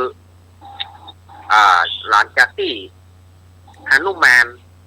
ฟังกำนางสนมต่างๆนะบอกว่านางกำนันบอกว่าเปิ้นท่านคุมพักกันไปนอนโทษแหนมเพราะว่าหนุมานนี่ปลอมเป็นสาวนางกำนันโดยหรอกถามว่าเปิ้นไปตั้งพิธีการที่ไหน ก็บ่ฮู้นะนี่นะอันหมู่นั่นก็นึกว่าเป็นหมู่เดียวกัน นอกจากว่ามีสนมใหญ่กับนางสนมแถม4 คนแถม4 ตนเป็นที่เป็นบริวารนั่นน่ะนะเขาจะฮู้นอกนั้นบ่มีไผฮู้หนุมานได้ฮู้ความนายนะก็เลยบอกว่าโอ้ข้าลืมดอกไว้ข้าจะเอาดอกมาห้อยมาลัยตัวสู่เขาข้าลืมแล้วก็หนีออกไปรับตาก็เหาะไปจับอยู่กิ่งไม้ไปปลอมเป็นเหยี่ยว ไปปลอมเป็นเหยี่ยว จับกิ่งไม้เพื่อรอวันผูกมะเจ้านางสนมใหญ่กับนางทั้ง4จะมาเก็บดอกเพื่อไปบูชากุมภกันในที่สุดก็ตอนเจ้าแห่งวันหนึ่งนางสนมใหญ่กับแถม4 นางนั่นน่ะก็มาเก็บดอกมีสะปะดอกกันนิกาดอกพุทธบงดอกอย่างต่างๆเนาะก็เก็บดอกกันไปเขาก็ส่วนเตเฮฮากันไปทีนี้หนุมานปลอมเป็นเหยี่ยวก็พอไปว่าถ้านางยักษ์ตนใดที่หลงใน5 นางเนี่ยนางตนใดหลงมาทางนี้เขาจะจำผู้พางมันไว้แล้วเขาจะปลอมเป็นมันแล้วเขาจะฆ่ามันขว้างอย่า หนุมานกึดอันหรอกทีนี้ระหว่างนางตั้ง5นั่นน่ะ ก็เก็บดอกกันไปฮ้องเพลงกันไปส่วนเตเฮฮากันไปพอดีว่านาง1หลงหมู่นาง1หลงหมู่เพราะว่าเก็บดอกถ้าจะเก็บม่วนไปติ๊กๆกันเนาะเก็บดอกเก็บม่วนไปติ๊กๆกะโอ้มันน่ะหนุมานหันถ้าว่าโอ้นางนี่หลงมาทางนี้มันห่างรูปร่างมันเป็นอย่างอี้อีกอะเมื่อหูแล้วก็ความว่องไวของเหยี่ยวหนุมานเนี่ยก็บ่ได้ล่วงรู้ถึงนางทั้ง4ก็จัดการเอากรงเล็บคว้านางนั้นได้ก็เอาไปฆ่าอยู่บนก้อนเมฆปุ่นโอ้สวกแตกหนุมานนี่นะเมื่อฆ่านางสำเร็จแล้วก็ปลอมเป็นนางนั้นเข้าไปปลอมอยู่กับนางทั้ง4แถมแต่งเก็บดอกไม้เก็บดอกไม้เพื่อจะเอาไปให้กุมภกันเมื่อเก็บดอกไม้ไปถึงเมื่อไปถึงที่ในน้ำหมู่นั่นก็เลี้ยงดอกไม้หนุมานก็เลงพอก็หันว่าโอ้บอกกุมภกันนี่มันนอนโทษน้ำมันนอนขวางกลางน้ำนี่ไว้โดยปรีชาของหนุมานก็เลยสำแดงฤทธิ์ละกำนันสำแดงฤทธิ์สำแดงเดชละกำนันก็เนรมิตร่างกายให้ใหญ่ปอกับ กับกุมภกันละกำนันส่วนว่านางทั้ง4ปลดเต้าหานว่าหนุมานสำแดงอย่างอันก็ปากันพ่องก็ให้พ่องก็หุยพ่องก็เกี่ยวพ่องก็สารพัดสุมาญาติโยมเนอะพ่องก็เหี่ยวพ่องก็ขี้มันสะดุ้งล้ำนะก็นึกว่าเป็นนางสนมกำนันที่มาตัวการเป็นว่าปัจจัยไปว่าหนุมานแปลงตัวมาหนุมานก็แหวกน้ำเข้าไปแหวกน้ำลงไปเมื่อกันกุมภกันนอนขวางน้ำแบบปากระดุกกระดิกกับมันนอนซื่อนี่บ่ ถีบด้วยกำลังแหละยกกำลังถีบไปสุดแหงแหละกุมภกันก็อันยังประเดี๋ยวนี่ต่อหนุมานก็ถีบติ๊ก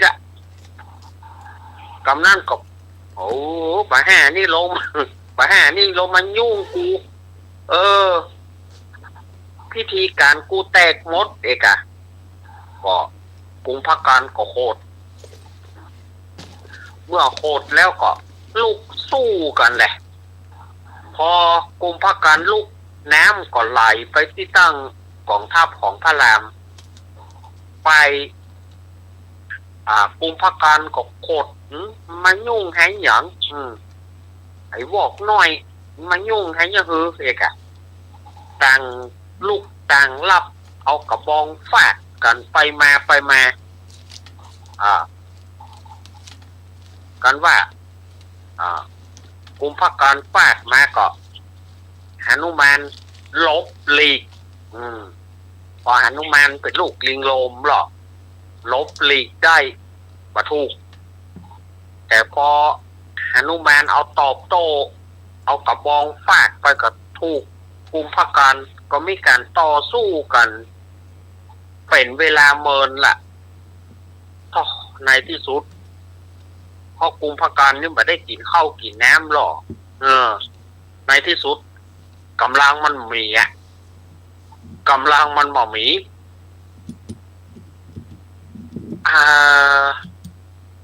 แต่บักให้ยอมแพ้แต่ก็ต่อสู้กันไปต่อสู้กันมาก็สู้บ่ไหวอยู่ดีเมื่อสู้บ่ไหวกับนอทั้งโคตรทั้งเกลียดทั้งแค้นปนกันถ้ากูสู้มันเกิดสู้มันบ่ได้ก็จะอายทั้งทั่วสากลเนี่ยก็จะติฉินนินทาว่าเป็นน้องของทศกัณฐ์แต่ขี้ขาดตาขาวมาการลิงตัวเดียวแต่ถ้าเราสู้มันไปก็บ่ไหวแต่เนี่ยจะได้ดีฉะนั้นเราควรหนีดีกว่ากุมภกันก็เลยเหาะหนีเข้าไปหาทศกัณฐ์ก็บอกว่ากุมภกันน้องรักเป็นจะได้แฮก็เจ้าไปทำพิธีทดน้ำบ่ฮื้อน้ำไหลไปที่ตั้งของทัพของพระรามยังบ่ถึง7 วันเลยอย่างใดเจ้ามาเห็นแล้วมีอะไรอย่างกันน้องก็ข้าก็เสด็จปี่เอ่ยม่อมฉันเนี่ยไปทำพิธีก็โอ้โหได้แค่2 วันแต่หนุมานมันตุยไปลาวีมันตุยไปทำลายพิธีของม่อมฉันหมดฉะนั้นม่อมฉันสู้กับมันสู้กันไปสู้กันมาม่อมฉันก็กลัวว่าถ้าม่อมฉันแพ้มันม่อมฉันก้านมันก็จะอายไปทั่วเพราะว่าเป็นถึงน้องเสด็จปี่มาแพ้ลิงมาก้านลิงประเดี๋ยวนี้ม่อมฉันก็เลยขอมาตั้งหลักก่อนบอกว่าไผไปบอกโกนให้แก่มันถึงไปทำลายพิธีของม่อมฉันมันจะมีไผทำล่ะก็ไอ้พี่เพกนั่นแหละไอ้พี่เพกนั่นแหละถ้าบ่มีไอ้พี่เพกแค่คนหนึ่งนอกนั้นน่ะมันจะมีไผที่จะล่วงหูมันชิงหมามาเกิดแต่ไอ้พี่เพกนี่นะถ้าหูว่ามันจะเกิดมาห่วมปี่ห่วมน้องกันนี่นะคอมันตายตั้งแต่น้อยละเอาอย่างอีกกุมภกันวันผู้จงไปฆ่าไอ้พี่เพกอย่าแน่นอนว่าเอาปี่เอาน้องกันแล้วแต่อาต ตมาก็บอกว่าพี่เพกเนี่ยแต่รู้ว่าพี่เพกนี่เป็นน้องของทศกัณฐ์แต่บอกว่าเป็นอ้ายหรือน้องของกุมภกันเนี่ยเปิ้นบ่ได้บอกไว้เนาะแต่ว่าเป็นน้องของทศกัณฐ์นี่เป็นน้องแน่นอนละแต่ว่าจะเป็นน้องของกุมภกันหรือว่าอ้ายของกุมภกันนั่นนะอันนี้ในหนังสือเปิ้นบ่ได้บอกไว้ถึงแหมวันหนึ่งกุมภกันก็ขอไปแก้แค้นโดยจะไปฆ่าพี่เพกก่อนแต่หนุมานก็ช่วยพี่เพกเอาไว้ในที่สุดก็หนุมานก็ได้ประหารกุมภกันเนาะในที่สุดก็หนุมานก็ได้ประหารชีวิตของกุมภกันแล้วมันยังมีในการต่อสู้นะมีเปี่ยวลูกของทศกัณฐ์น่ะชื่ออย่างก็อินทรชิตอินทรชิตก็ไปพบกันกับพระรามในที่สุดก็แพ้พระราม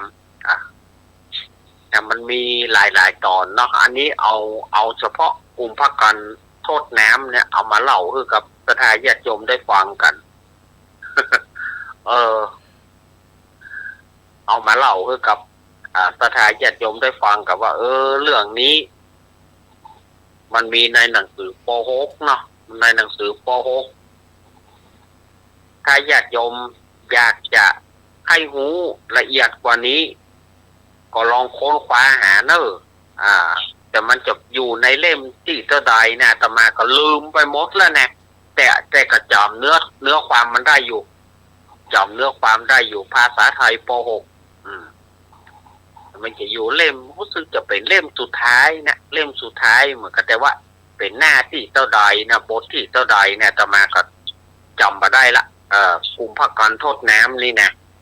ถ้าจะได้กับศรัทธาญาติโยมก็ลองเสาะโค้นหาเนอะ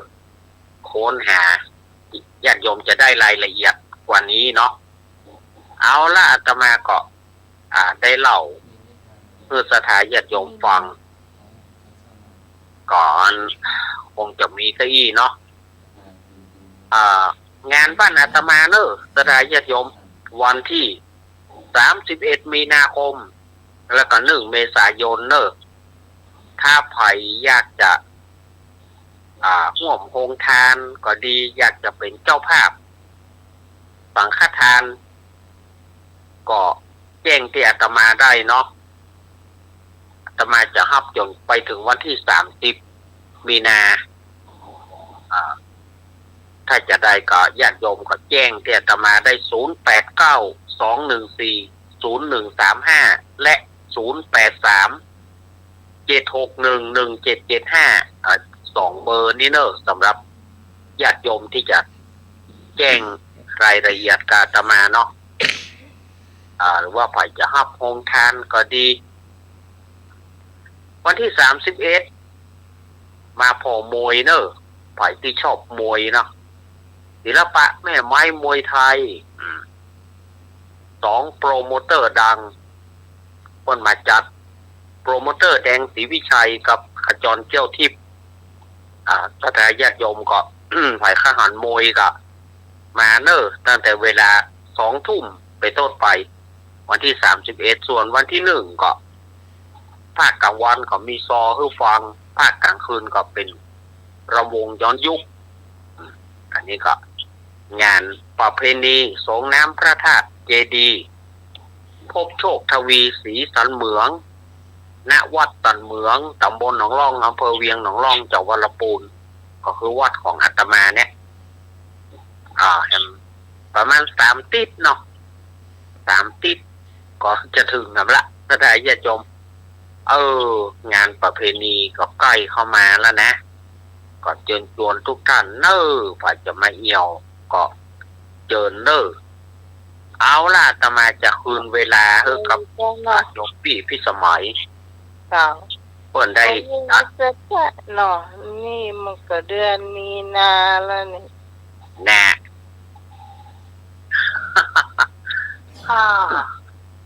ก็เหลือน้อยเดียวมาละเดือนมีนาเจ้า ของของวัดฝาหินนี่ก็ส่งน้ำอุบาเนาะเป็นก่อน เมษาเนาะ วันที่21 เมษาละ เมษา อ๋อหลังปีใหม่เนาะหลังปีใหม่ หลังปีใหม่ ครับ จัดกูปีเหรอแต่บอกว่าประชุมกันหรือยัง ปีแล้วเปิ้นมีการแข่งขันยิงโป่งสติ๊กเนาะปีแล้วอ่ะ ที่ว่าที่บ้านนั้น วัดอันไฟหินเนี่ย อ๋อ เพื่อแข่งขันยิงโป่งกันอ่ะ โอ้น่าโลดนี่เนาะ ม่วนแน่เพื่อแข่งขันยิงโป่งกระติกกันอ่ะ เอาก็ต้องเอาอันดินปั้นมนเนาะ ก่อนได้นกก่อนนี่เขายิงนกนี่นะเขาเรียกมาทางง่ายโกงหรอกอย่ามันนะดู อันแก โอ้คนตอนเรื่องของพ่อนะ ป่าตัวเขาไปนะเขายิงก็เขาเรียกมันมานะปุ๊บเรียกมาทาดำ เพราะว่าอย่างสังฆทานตังวัดดอนตาลนี่600ยอดสังฆทาน2 ตันก็เนอะคุณผู้ฟัง โอ้ 39เนาะชุดด้วยกันและเต้า39ชุด นะ เต้า ซึ่งเหลือซึ่งมีคนจอง เงินเนอะ ครับ ไป มี บ คน อก จอง ตังครูบาวุญทรัพย์เนาะหรือจะติดต่อมาตังข้าเต้าก็ได้ผ่านมาตังเพกก็ได้แต่บอกคือเนื้อเต้าสำหรับรายชื่อทุกท่านทุกคนที่มาอยู่ตังที่พิกรจดนี่ก็จะส่งไปทั้งหมดเจ้าส่งรายชื่อทั้งหมดเพราะว่าเขาจะได้ร่วมพิธีเนาะพิธีการของเปิ้นตั้งแต่นั่นละไม่ง่ายก็จะร่วมพิธีละไม่ตอนเหรอหมอไม่ตอนก็สืบชะตาเนาะเอาเพิ่นจะสวดนั่นอยู่ก็ธรรมจักรกับปวัตนสูตรอายุวัฒนมงคลน่ะก็สืบชะตาแล้วก็ตาลลงศพเนาะพร้อมผ้าขาวอย่างนั้นมันครบชุดจะมีลงทาน อันนี้ลงทานนี่เขาก็จะเก็บไว้ให้คนที่เป็นทอมนักเนี่ยเขาก็จะเก็บไว้ให้อันยังไอสุริยะไอประพาสนะเดี๋ยวเขาจะเก็บไว้ให้เอาไปกินที่บ้านสักกับหนึ่งเนาะกับหมูปิ้งกินอยู่แต่การที่วัดท่านก็ได้เนาะ กินกับกองเนาะหมูปิ้งงานกอง ไอ้ทีมเนี่ยทำได้ไหน รำนะหน้าอ้อนอะไรทีมแบบนี้ครับ เอาจะกินน้ำเต้าหู้ เจ้า เ เก็บก็ได้รอแต่ก็เก็บแล้วเอากินที่ตัวกันนะเนาะ ขอไม่ทัน ม่วนเงินสันเล่ากันนะเนาะโอ้ล้ำขนาดนะเนาะ เจ้าโอ้แน่นอนจะเอาปิ้งไปตัวกินไปตัวนะกะ แม่ก็กินแม่ก็อย่างบ้านคุณพิสมัยนะกะเนาะม่วนขนาดเลยอ่ะเนาะก็ เจ้า แล้วเขาอยากกลางคนดำโมละกินปิ้งอ่ะ พอแล้วพอเหมาไปที่วัดฝาหินมัน3,600ไปหรออันนี้มันต้องขอบคุณพี่หนานเจสีโดยที่เพิ่มสตังค์เข้ามาเนาะเอาจะไปโชคกับ แต่ว่านี่มันได้4,500ก็หมูปิ้งเนาะเอาไปทบเพราะมันถึง5,000แล้วก็อ่าข้าวต้มนี่ได้100 กล่องพอดี100 ชุดพอดีอันมาจำกัดครับมาขายข้าวหอมครับ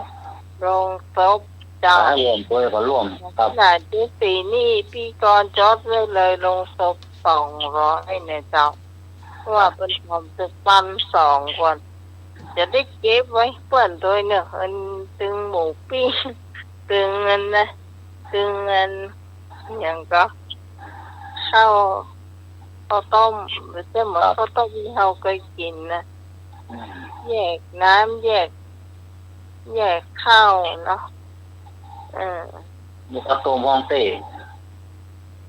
ข้าวต้มแต่จิ๋ว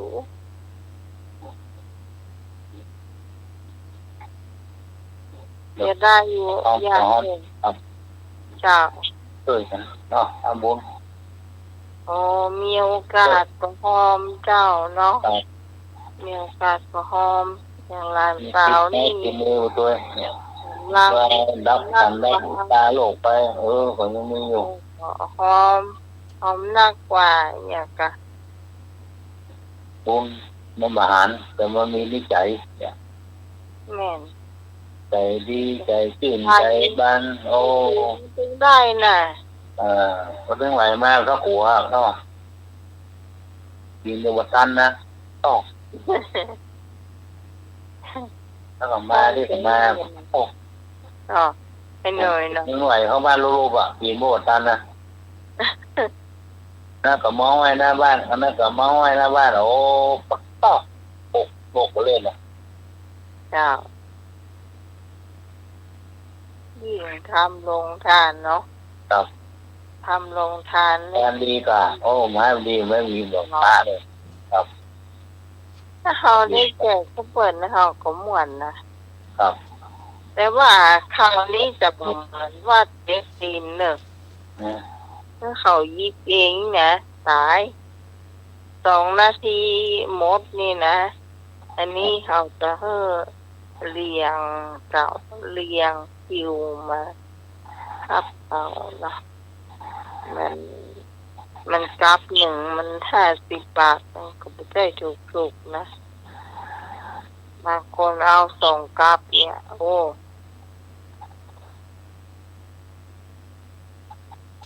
นี่เขาก็จะฝากไปให้อาจารย์สมัครด้วยถ้าพอขับรถมาก็ต้องพูดเปิ้นด้วยเนาะได้ใหญ่ไปเดียวนี้รับก็ว่าใหญ่ไปรับการสมัครแน่นอนนะยัง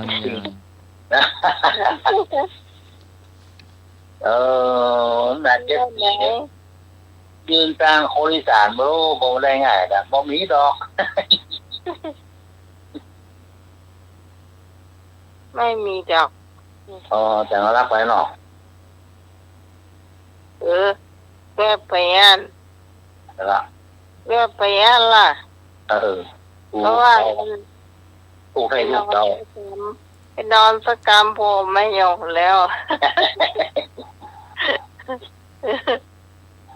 ไปนอนสักกรรมผมมานานเขาหลอกคนไปหาพี่กรมาไปพี่พรได้หรอพี่พรมาหรอพี่พรได้ก่อนพี่พรไหวก็ฟังได้หรอให้ได้แล้วอยู่กันหลายๆเลยล่ะงอกจับนี่ไปอยู่ตรงกลางโค้งงอกนะจะหาวนะเวลาโค้งมาหาวละตาเจี้ยงบอกต่อเนี่ยปักไฟอยู่นี่ครับเนี่ยเน่น้อยรับไปยังรับละปลูกบินทบาทค่ะยังครับยัง นี่เหรอมาทายปัญหายังก็ นี่มีนิทานก่อน อืมวันนี้ผมไม่ได้คิดเลยครับ โอ้ แต่ถ้าเป็นพวกอย่างอื่นนี่ เอาอะไรดี แบบคำถามแบบคำถามนี้ได้ไหมครับ อีกเอาอะไรเอาเลย เอาเป็นอะไรเดียวแบบคำถามแบบเกี่ยวกับเครื่องดนตรีไทยไหมครับ หืม เครื่องดนตรีไทยไหมครับ เอาเลย มาอ่านไปหาพี่พรกับพี่กรณ์มา ครับ ถามเลยเอาก็เอาอย่าได้คิดไว้ก่อนเนาะ จักเข้เป็นเครื่องดนตรีแบบไหนครับ ดีดสี ตีเป่าครับกอไก่ ดีดขอไข่ สีคอควาย ตีงองูเป่า ข้อไหนครับ เป็นจะแค่นี่เป็นเครื่องดีดคล้ายๆกีตาร์ลูก ถูกต้องครับ เป็นเกี่ยวกับเครื่องดีดครับ กระจับปี คือเครื่องดนตรีแบบไหนครับ ข้อแรกดีดกระจับปีครับ อะไรนะ กระจับปีครับ กระจับ ปี กระจับปี ครับ เครื่องดนตรีไทยครับ ประเภทใดครับ 1. ดีด 2. ตี 3. สี 4. เป่า เป่า ไม่ใช่ครับ เป็นเครื่องสีครับ สีครับ เพราะมันจะมีไอ้ตรงข้างปะสภาญาติโยม พอจะรู้ไหมครับ ชื่ออะไรครับ การจับปีครับ เราบอกเคยได้ยินหรอ อันนี้ไม่ค่อยจะรู้จักนะลูก นั่นเป็นยัง ไปหาพี่กรณ์กับพี่พรมาปะ อันนี้พี่การเด้อตอบปัญหาเนียนก่อนอันมันเป็นเครื่องดีดมันก็คล้ายกีตาร์นั่นแต่ อ๋อ ถูกต้องค ซึ่ รั ง บ นั่นหรอซึ่งนะคะ เหมือนอะไรนะซึ่ง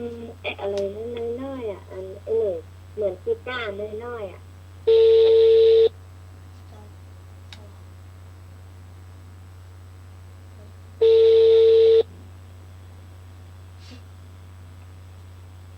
แม่รับสายนะ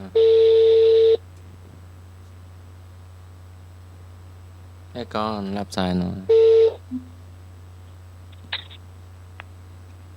นมัสการ เจ้า อันที่สองเนี่ยพี่กรณ์อันที่สองเนี่ยมาหูจักอันแรกนั่นน้องตอบถูกแล้ว มันเป็นเหมือนแอนกีตาร์น้อยๆอ่ะตรงไหนมันเป็นเครื่องดีดแต่มันเป็นไม้อ่ะ นะต่อไป ไม่เคยหูจักเลย ข้อต่อไป เสียบปลั๊กนะครับ พอผมต้องเปิดฟังครับ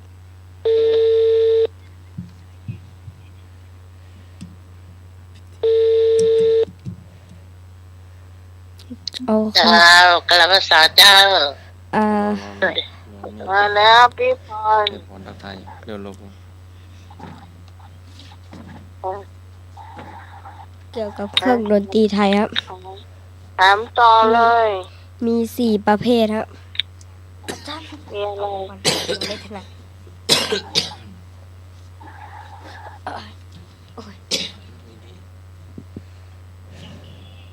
จักให้นี้เอาไปได้ใช่ไหมครับ ใช่ เอาอันถัดไปนะครับ ใส เออ ชื่ออะไรนะ นี่มันดังตั้มเดียว เดี๋ยว ดังแล้วน้องพร ดังอะไรนะดังอะไรเนาะ ใช่ ได้ยินแล้วนะ จ้ะ ใช่ได้ยินพี่ก่อนได้ยินน้องพรหรือยัง ได้ยินแล้วจ้า นะพี่พรบอกลำโพงมันขึ้น บ่ขึ้นนี่ยังดังจะตายเบาเสียงลง เจ้ามันดัง แบบน้องไหมว่าจะ เดี๋ยวเปล่ากัน มันจะลำโพงจะแตก ได้แล้วมั้ง เปล่าละ โอเค ข้อถัดไปครับ พิมพ์อีสานครับ อยู่ข้อ 1 เครื่องดีด ข้อ 2 เครื่องตี ข้อ 3 เครื่องสี ข้อ 4 เครื่องเป่าครับ พิมพ์อีสาน ใช่ครับ พิมพ์อีสานพิมพ์อีสานก็เครื่องดีด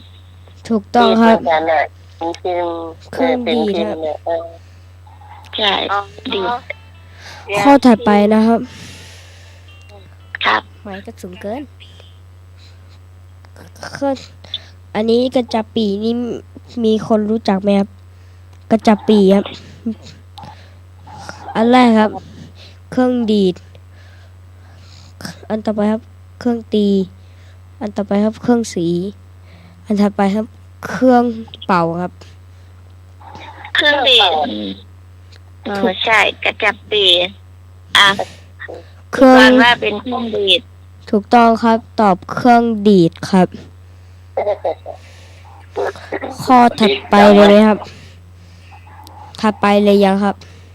เอาเลยครับผม เลยครับ ถัดไปซึ้งครับ ซึ้งครับ ซึ่ง ข้อแรก ซึ่งก็ดีด ซึ่งก็ดีแต่ ดีดยังไม่ทันได้บอกอะไรเลยถูกต้องครับ เป็นของคนเหนือหรอ อ่า ข้อต่อไปครับพิมพ์น้ำเต้าครับ กินน้ำเต้า ข้อแรกดีด ข้อ 2 ตี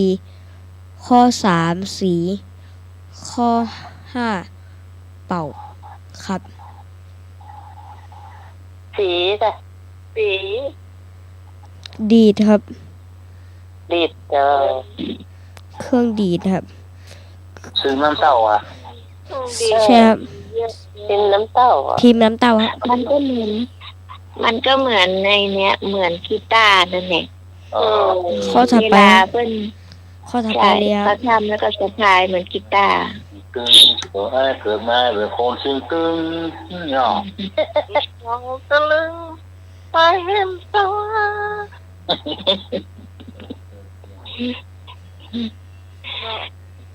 ต่อไปเลย ต่อไปใช่ไหมครับ ต่อมาวิ่งเลยเนาะ พิมพ์ ตอนที่ พิมพ์เพียกครับ พิมพ์เพียกครับ พิมพ์เพี้ย พิมพ์เพียก พิมพ์เพี้ยนึกว่าพิมพ์เพี้ยอีก เครื่องแรกดีดครับ ดีด เดี๋ยว สี เน้นถามมานี่เป็นอันนั้นหมดเนาะเป็นเครื่องดีดหมดนะใช่ไหม เดี๋ยว ไม่หรอ ถูกต้องครับ ข้อดีดครับ อ่า เดี๋ยวมีอีก เดี๋ยวมีอีกครับ เดี๋ เดี๋ ย ยว วเป็นประเภทประมาณไหนดีครับ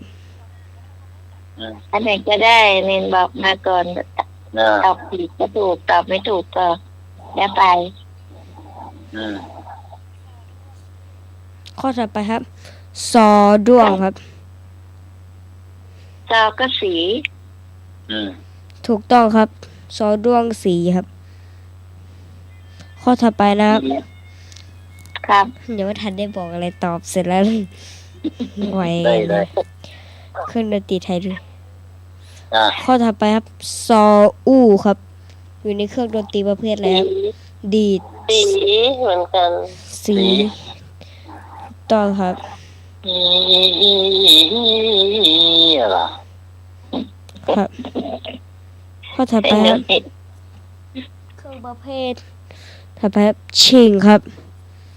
นะ ชิงครับ สิงก็ตี อ่า ถูกต้องครับ สอสิ่งตีดังขอระฆังดังตับ สอนจริงตีดัง พอมันดังช้างก็ตกใจช้างก็วิ่งหนีอ่ะ ครับ ค้อมวงครับ นะ คล้องวงครับ ก็ตีตี ตีเวทแนวแล้วก็หน้ามากลางอ่ะ เออ ตงตงตงตงตงตงตงตงตงตงตงตงเนี่ย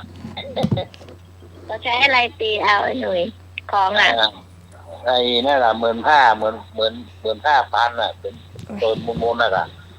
วนๆอ่ะ ปุ้งปุ้งปุ้งปุ้งปุ้งปุ้งปุ้งปุ้งปุ้งน่ะ มันไม่ใช่ดังแบบนั้นมันดังแงงงองแงงอย่า นะ มันดัง งองแงงงองแงงงองแงงปุ๊เนี่ยล่ะ อันนั้นมันเป็นนกดักไม่ใช่อันนั้น งองแงงงองแงงงองแงงโอ้ไปไก่ละอยู่ที่เก่านะลูก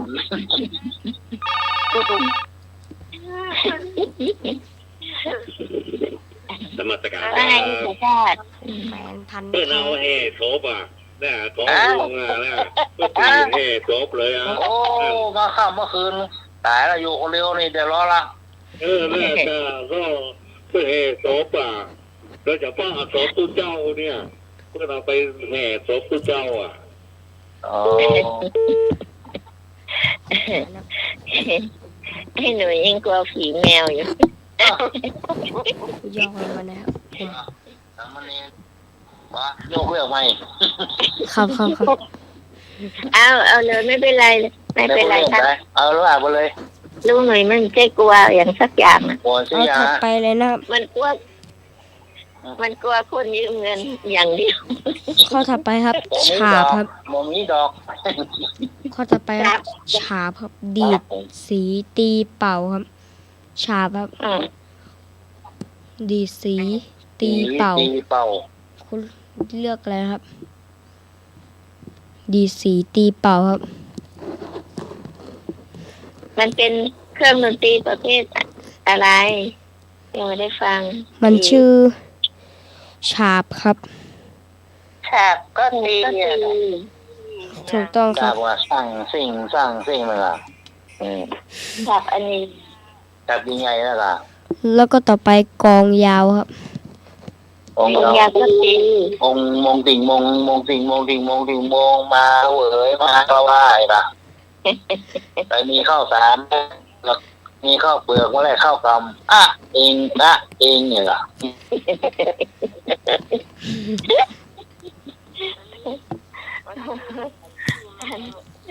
หลายคนลุมเน้นน้อยคนเดียวหน่อยลุมดังอ่ะเขาก็รู้อย่างหมดละเน้นบอกเลยว่า เอามาก่อนเขาได้เปรียบกับมาว่ารูนนี่หรอ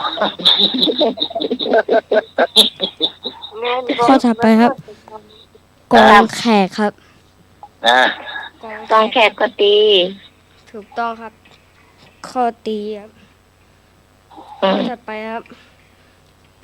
เอามาก่อนมาได้70ฝ่ายหรอมันกล้ามาเนี่ยมันก็สู้เขาไม่ได้เลย ลานาดเอกครับ นะ อันนั้นเอกก็ตี ดีค่ะ ตีค เต็ รับ งนั่นก็แล้วน่ะดีค่ะ อันนั้นไอ้หนูโอดอีเลงเต็งซุมเลยจะให้แล้ว ข้อถัดไปเลยครับ ครับ ปีมอนครับ ตีมอน มอนจะเป่า เป่าอ่ะ ครับ ถูกต้องครับ ปีมอนครับ อ่านไม่แล้วเนี่ยก็ ข้อถัดไปครับ คุยเพียงอครับ อ๋อ คุยจะเป่าก็เป่า ปวดเป่า ข้อถัดไปครับ ปีครับ ตีก็เป่า ข้อถัดไปนะครับ กับ ข้อถัดไปเลยไหมครับ ครับ ครั้งครับ ฮะ แข่งครับ แทนก็เป่าแทนก็เป่า แค่เหรอ เป่าครับ ถูกต้องครับ อุห ฮะแคนเสร็จแล้วอูดแล้ว ไม่ได้เอาใหม่เดี๋ยว อู้ก็นอนเลยอ่ะ อูดครับ อูด อูดหรือ อู อู ด ด มีว่ะ สระ โดตี แบบ อูดก็อูดกินอูด แบบสระโอหอหีบวอแหวนดอเด็กครับ โอด โหวตครับโหวตก็เปล่าครับ โอด โหวต นึกว่าอูดข้อสู้ได้เลยพ่อ โหวตไอ้หน่วยโหวตที่เขาเป่าเหมือนแค่เนี่ยจะเอาเพราะนั่นน่ะ อ๋อ โหวตไอ้อันกลมๆน้อยๆที่บนเป่า ยังไม่ได้โหวตนี่ เขาเรียกอูดครับอูดที่เอาอันเนี้ยอูดปากเนี่ยอันเนี้ยอูดปากเนี่ย ที่มันกลมๆเหมือนแคนน่ะไอ้หนุ่ยมันเป็นกลมๆนะ เขาเรียกอูด อ๋อตอบไม่ได้เลยอูดมาเป็นหมูเลย บูดจ้ะอันที่เครื่องดนตรีของภาคอีสานน่ะไอ้หนุ่ยถ้าแคนของเขามันก็จะเป่าใช่ไหมครับ อันนี้วูดเป็นอันกลมๆน้อยๆที่เป็นเป่าอ่ะหมุนไปหมุนมาไอ้หนุ่ยเสียงมันเพราะดีนะเหมือนเวลาที่คุณหมุนไปมานะใช่เสียงแหลมๆน้อยนึงแต่เพราะดีแก้มพูดมาแล้วเนาะใช่ตอนใจลมนั่งแล้วเนาะด่าใช่แต่มันเพราะนะเห็นได้ยินกับหูส่วนมากมันจะอยู่ในเครื่องดนตรีภาคอีสานนั่นแหละนั่นแหละหมด เสียงแหบแล้วครับเดี๋ยวกินน้ โอ้ละละ เปลี่ยนคำถาม เสียงขนาดแม่ เปลี่ยนเลย ำเสียงแหบครับก็เลยกินน้ำนะครับ นะ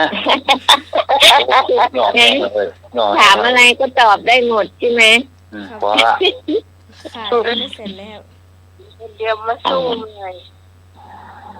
สู้คนเท่ามันได้หรอกเน้นน้อยเอ้ยเนี่ยลมอะไรแรงที่สุดลมปากลมปาก และเครื่องถัดดนตรีถัดไปครับกลับครับกับตีอ่ะกับตีกลับไม่เป็นไม้หรอกครับใช่เป็นไม้ก็แก๊บนะหรอใช่บางคนไปเล่นมือมี2 คู่เนาะครับซ้ายขวาเนาะงับงับใช่ก็ใช่ไม่เคยเห็นมันเป็นเสียงโทรศัพท์ครับเอาเสียงดนตรีนะครับเอาเสียงดนตรีด้วยไหมครับได้ค่ะได้เสียงดนตรีไทยนะครับเดี๋ยวกำลังเปิดครับนั่นแหละกลับ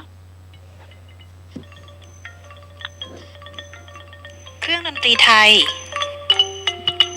เครื่องดนตรีไทยนั้นจำแนกออกเป็น4ประเภทคือ 1. เครื่องดีด 2. เครื่องสี 3. เครื่องตี และ 4. เครื่องเป่าเราไปทำความรู้จักลักษณะของเครื่องดนตรีไทยและเสียงของเครื่องดนตรีไทยแต่ละประเภทกันนะคะเครื่องดนตรีไทยประเภทดีดจะเข้แล้วก็ดีน้ำเล่นได้เลยพินอีสานพิมพ์อีสานนะครับ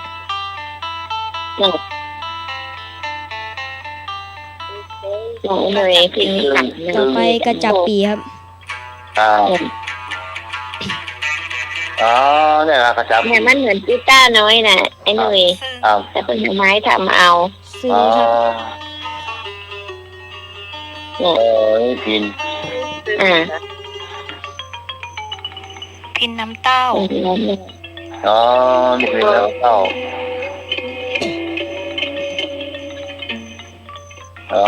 นี่ออกโรงอะไรเนาะ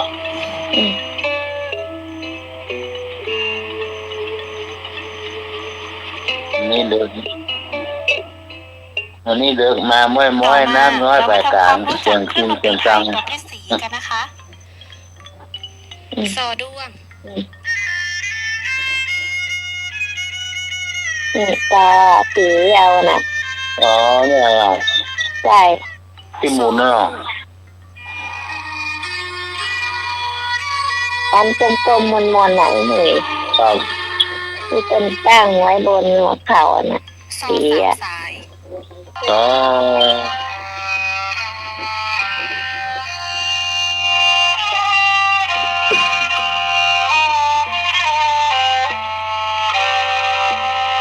เหนื่อยก็บอกว่า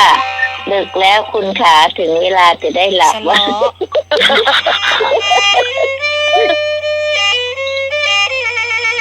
เนี่ย สวยบ่าวเขามารอถึงน้องจัวตรงไหน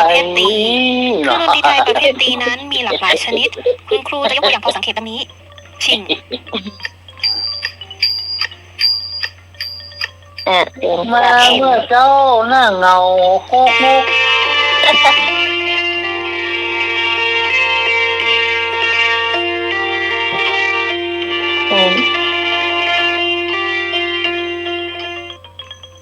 ของวง เนี่ยหนึ่งมันดังแบบนี้ อ๋อ หรือเปล่ามันดังนิ่งๆระนาดทุ้ม น่ะ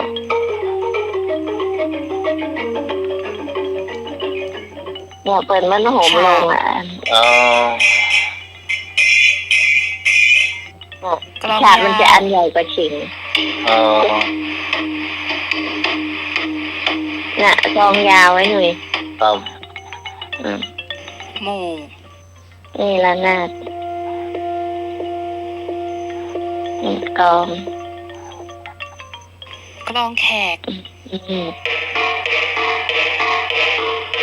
เนี่ยไอ้หนูเคยเห็นกองแขกไหมคะ ไม่เห็นครับ ระ ไม่ นาด เคย เอ เลย ก อ๋อมันถึงแบนๆนะครับของแข็งถึงแบนๆนะครับเนาะ จ้ะ ของแข็งถึงแบน เครื่องดนตรีไทยประเภทเป่า ตีมอน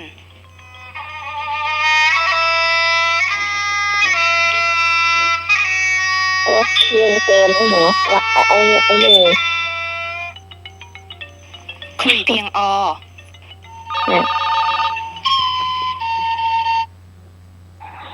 คุย ครับ ครับ เปิดมาหมดนี้นะสู้กองสะบัดไทยบ่ได้อะกองสะบัดไทยอะม่วนกว่าที่สุดอะในโลกเนี่ย จะให้เปิดไหมครับ จะให้เปิดไหมครับ จำมาเก่าเนี่ย ดีที่สุดอะเนาะครับ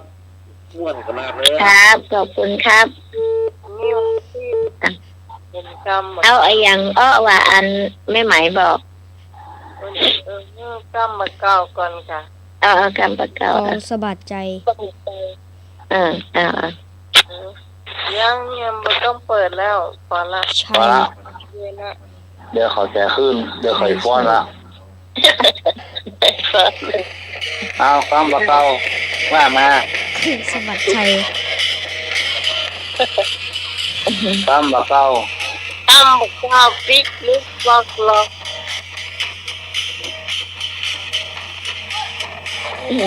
แล้วติดได้ไหม อืม ได้แล้ว ขอแห่ลงรอบตัวละแห่พอละไปรับรู้ละยกโดงละเออ จะพอแค่นี้ยังครับ พอละ ครับ พอละ ครับ ไม่หมายจะเอาคำประกอบละ มันจะขึ้นละเดี๋ยวเขาจะฟ้อนละ เอาเลยครับเอาเลยครับ ความประเกาเอาเลย ลึกล็อกล็อก ฮะ ปิกลิกปุกลัก นี่ปอกล็อก ฮะ ปิ๊กลึกล็อก พี่จะ ล็อก เข้มเหรอครับ ฮะ ฮะ ขี้จะกิ้ม ขี้จะขิมมีด้วยเหรอค อ๋ รั อบ นะครับจัด ดิกปอกล็อกเนี่ยวีโดดาโดนะคะดิกปอกล็อก ต้นก็กลักเดี๋ยวน้องใหม่จะบอกบัดใจอย่า นะ เราอยู่ที่ไหนเดี๋ยวนี้พวกเราอยู่หลังเวรุวันเมื่อเดือนเนี่ยเสียงเกิดมาเนี่ย มันใช่กันก่อน เขาอยู่หน้าวัดกับมาอยู่หลังวัดเลยใครได้ก็ใจใหญ่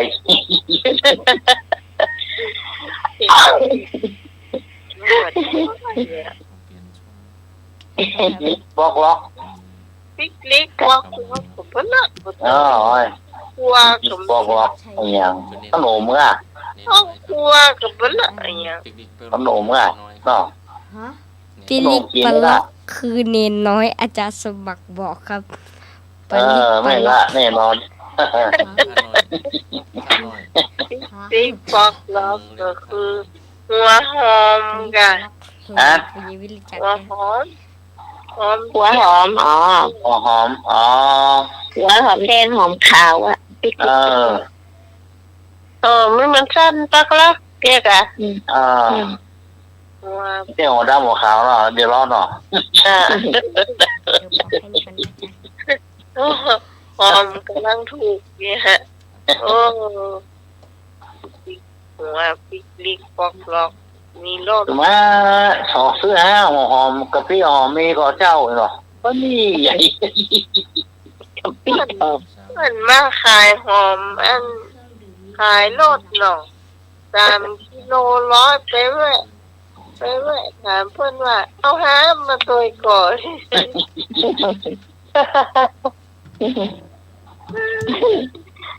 แล้วหอม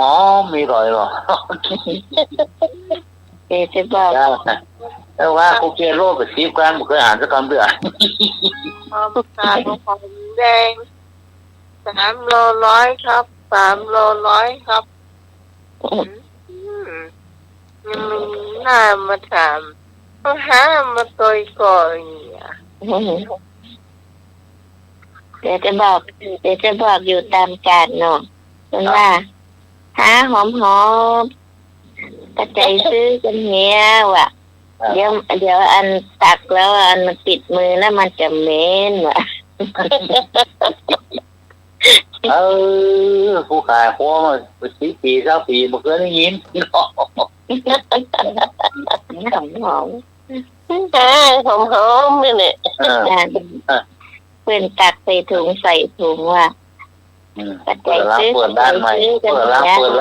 โหหน้าโน้นอย่างง่ายได้มาล่ะจะถามนี่ก็ห้าหอมกะปิหอม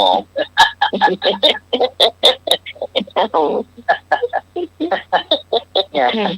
แม่กาจิ้วที่หัวเงี้ยว่าเขามีก้ากะปิ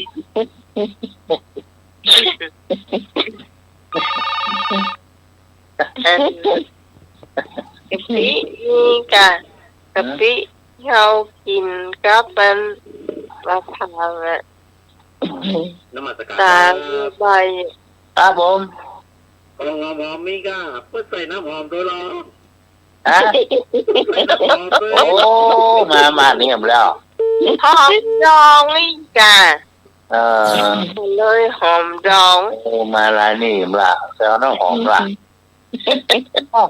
อันนี้เดี๋ยวมันจะโดนนะ ใช่น้ำหอมธรรมชาติกับน้ำหอมซื้อมาจากหลวงนึกว่าน้ำหอมเนี่ยนึกว่าอีน้องมันเดียวแล้วแฟนมันฉันเขียนน้ำหอมกอดเธอ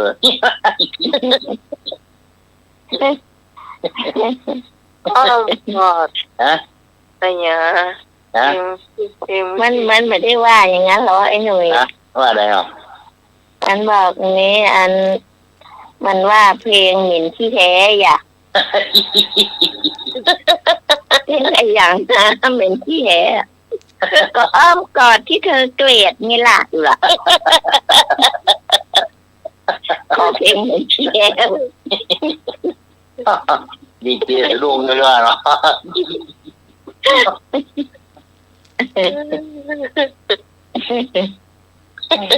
ด้เจออาจารย์นิพนธ์จัดเมินนะเรียนจบแล้วก็ เป็นไงวะ เดินมาลิงกี้กล้องมาเนอะครับวันดีคืนดีเหมารถไปอาหารเนอะ เมื่อใด ฮะ เมื่อใดจะถึง ไม่มีคำตอบ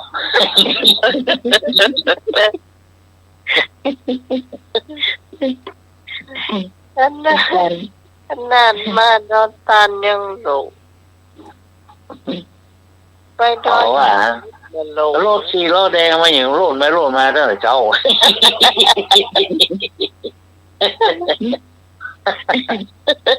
มันมาแบบเดี๋ยวเพื่อแอบรักฟังอยู่มาแบบ น้องมึงที่มีนะว่าโลดสี่ล้อ โชเฟอร์ว่าก็หันเทศบาลได้2 เดือนนะ ว่าหิวพูดวะ เพราะว่าโรคสีโรดแดงมันลูกแดงมาแว่นไปมา2 รอบ 3 รอบ ถ้าแม่มาออกไปกับอาหารเนี่ยนะ เขาบานแต่เพราะต้องมันหมูเนื้อหมูกิง บอกแม่อ่ะแม่รถ4 ล้อแดงอันแถวนี้มีวิ่ง100 ถังเนี่ยไม่นี่พี่กรณ์ว่าก็เลยว่าไอ้หน่วยมันจะมารถ4 ล้อแดงเพราะว่ารถอันหลานแม่เดินทางมันออก ครับ เอาแม่จึงก็เลยออกไปที่ประตูตบมือ นี่ก็ได้ตบมือ ตบมือหายนี่ แค่เนี่ยจะน้อยอยู่นะจะล้ำไปหัวใต้อยู่นะ นี่คือหัวไปดีๆก็ ยิงหัวเลี้ยวขวาว่ะ โอ้จะเลี้ยวขวาถ้าเลี้ยวขวาไปตั้งเป็นเมือง ที่จริงแกคงไปมารอบนึงแล้ววนมาอยู่ ใช่แม่ครับผม สายแม่ริมก็มีล้อ4 ล้อแดงอ่ะเขาต้องวิ่งล้อมี อ๋อ ต้องถามมันก่อนว่ามันโตที่ไหนนี่ อ๋อ ต้องถาม อ๋อ ถ้าจะมานะถ้าจะมาวัดดอนตันอย่างมูเนี่ยต้องถามมันก่อนมันมา ครับ มันมาหมดนะ4 ล้อแดง ครับ นมัสการ ครับยินดีครับ อันเอารถจักรยานที่ไปริมมาส่งเลยจ้ะ ตู้วันตัวเก่าไม่ใช่กะมันเป็นโซนนะ โซน เอารถถีบมา แต่ก็แท้เดือดร้อนน้ำมันนะครับ จักรยานใส่เกียร์แล้วไปเนาะขึ้นสูงก็ได้เนาะไปเนาะเกียร์1 เกียร์ 2 เกียร์ 3เนี่ยก็ว่าไปไปติ๊ก โอ้ไปละอันนักดนตรีไทยนักวิ่ง เปิ้นแบบบรรเลงหรอ อู้กับเมืองอ่ะอู้เป็นตัวเองจะได้หูหรอก เยอะอ่ะรู้จักว่ะ ยังเยอะอ่ะ ครับ ยังเยอะบนเก้าอี้หรือว่าอันอย่างใหญ่ ยังเยอะเอาของบนจันนะกะมันเต็งแล้วแต่ยั ต้อง งขึ้นเก้าอี้ก่อน เยอะพอเพิ่นข้างว่าเพิ่นรักไม้อะไรอ่ะ เอ็บมองข้างตูเนาะข้างกำแพงเนาะ เยอะรถเก่งมาบ้านไทยปะนี่หรอ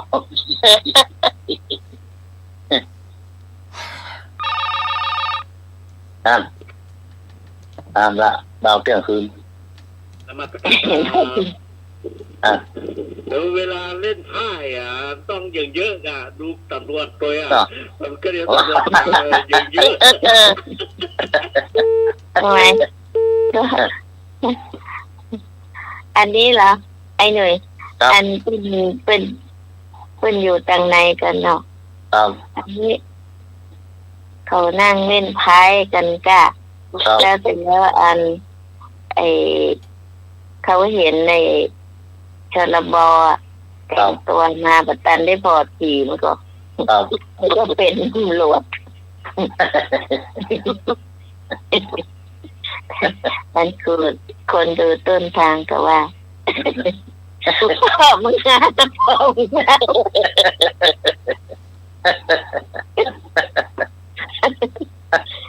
พ่อเขาหล่นลงมาแล้วหมดละ ไอ้ เห็นค่ะ เนี่ยดูนะฮะนะโลดเนี่ยต้อง จะมีเทียบ น่าคนเท่าแล้วแก้ซีนของโยกโล่นอยู่กลางแนว เป็นสิ่งที่เขาห้องน้ำกักน้ำมา ตำรวจแล้วซีนมือหนุ่มใช่ไม่โผล่ไม่นี่เลย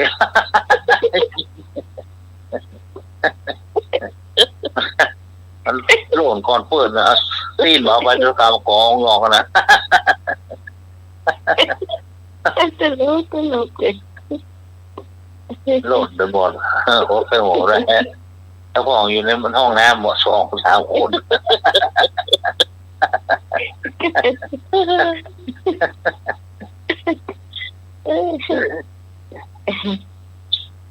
โล่นในห้องน้ำโล่นไปอยู่ในโอ่งมีหรอ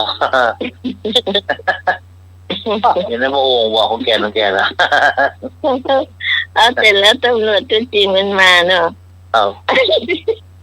ตัวตันเนาะกลัวเนาะถามว่ายายเป็นอะไรเป็นเจ้ามือ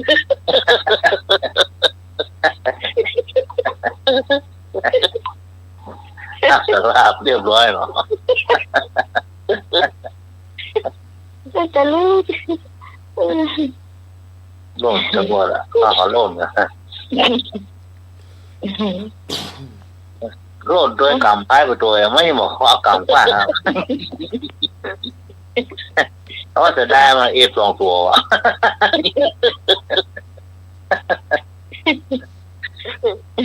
ทำไม่ได้เล่นไม่ได้เล่นกำไพ่2 ตัว อันที่กรรมก็ที่กรรมไงไอ้หน่อันที่ซ่อนไว้ที่มีที่พกก็ไม่รู้ที่โกงเพื่อนอันนี้พี่กรณ์เห็นที่ทำงานเนาะ ครับ สตางค์เขาออกนี่แล้วทีนี้แบบเพื่อนก็เล่นกันไม่ใช่ว่าเล่นแล้วนักเอาหนาแล้ว ครับ แต่ก่อนนี้มันเมินนานมาแล้วเนาะเต้า5 ตังค์เนี่ย50 ตังค์แต่ก่อนเหรียญเต้า5 เหรียญ50มันมีเนาะ ครับ จะอ่านนั่นกัน แกงหอมเนาะ ไปกันเล่นกันสนุกสนานก็ได้ตลกดีจุดตายบางคนน่ะมันมีรั้วลวดหนามเนาะ ครับ โอ้รอดไปได้ใหญ่เนี่ยเวลาหันน่ะรอดโอ้ยติดเสื้อติดนั่นติดนี่เวลาหันมานะรอดไปอย่างไวเลยแต่อย่างก็มาติดทุกอย่างไอ้หนึ่งที่อยู่ในห้องน้ำมาตักน้ำอาบติ๊กๆว้าตัวตน ความตกใจเนาะ ใช่ความตกใจ เนี่ยน่าจะมันบอกตีมาตัว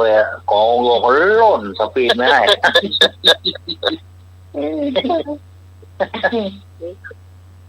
ตั้งหลอกอยู่ในน้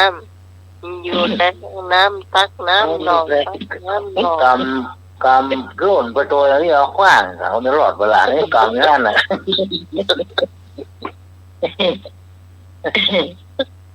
กำนี่อย่างเขาจะได้มาอย่าง2 ตัวจะได้ไม่รอด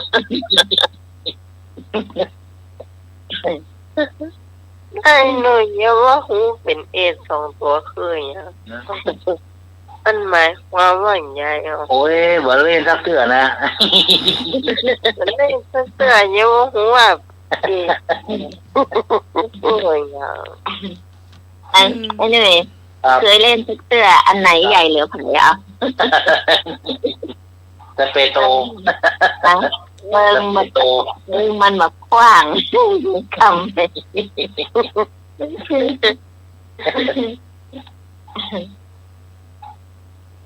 มันกว้างมากกับโปตุกละอันนี้กำแน่นแท้กะ เพราะมันใหญ่เหลือเขาไงมันจะเลือกกันมันหมดพอเห็ดเสื้อ ไม่กล้ากินหมดอะนะ ตอนที่ก่อนเป็นเด็กๆปั้นไอ้นี้แกปั้นเหมือนที่อาจารย์มิลักว่าไอ้อันที่ว่าอันยิงโกงกันนั่นนะเขาเรียกลูกกระสุนเนาะไปเอาดินเหนียวที่มันแข็งไอ้มันเหนียวเนาะ ครับดินดาไหมล่ะ จะปั้นให้มันยาวๆแล้วก็ทำเป็นลูกกระสุนนั่นนะครับ มนๆนั่นล่ะ นั่นแหละมันได้น้อยอ่ะอย่าโกนี่เป็น บ้า น้ น อย นี้ เนาะ เอาลูกโขงหรอก นั่นแหละบ้านที่ก่อนก็เรียกลูกกระสุนเนี่ย อืม เอาไว้เวลายิงไปเรื่อยอ่ะ ครับ ยิงกดบัตรตันพูดจาอย่างให้อยู่ที่ไหนที่มันมีอะไรไปยิงไปเลยมันเจอไปยิงนกนะนกแบบนี้ อันนี้ยิงหมูกระเทศเลยเหรอหมูกระเทศนะกระเทศตกนี่ยิงลงละเนี่ยต้นคอเบอร์ยิงละ นั่นแหละแล้วก็อันนี้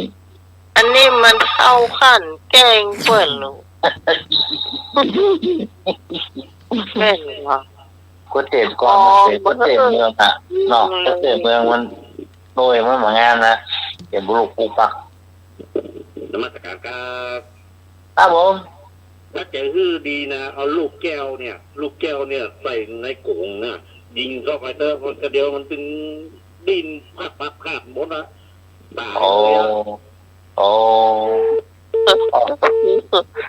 ใจร้ายใจร้าย ในน้ายแล้วน่ะเปิ้นเอาไว้ยิงงานผลไม้อ่ะ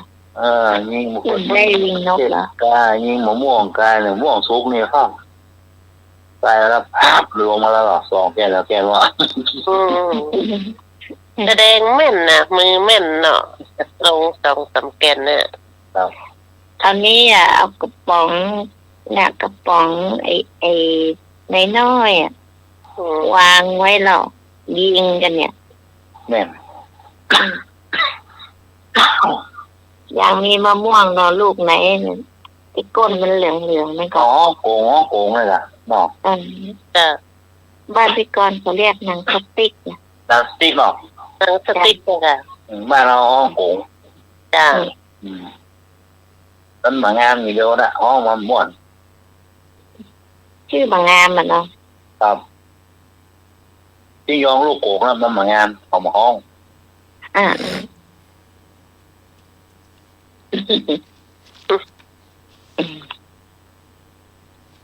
ไม่อย่าอ้อนเลยเดี๋ยวอาจารย์สมัครจะรับอีก อาจารย์สมัคร ไม่ได้ยินใช้หัวเลย เวนไปโรงเรียน ติดรับก็จะงีบอ่ะจิ้วแม่ นี่เวนไปโรงเรียนเจ้า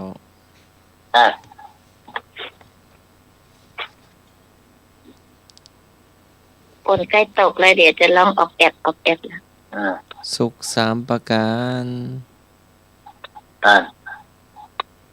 สุข3ประการ ลืมไปแล้วเนี่ยมันเป็นคำคล้องจองนะอะไรเนาะนึกไม่ออก สุข3ประการ นั่นในคนเฮานั่นแหละอะไรเนาะเดี๋ยว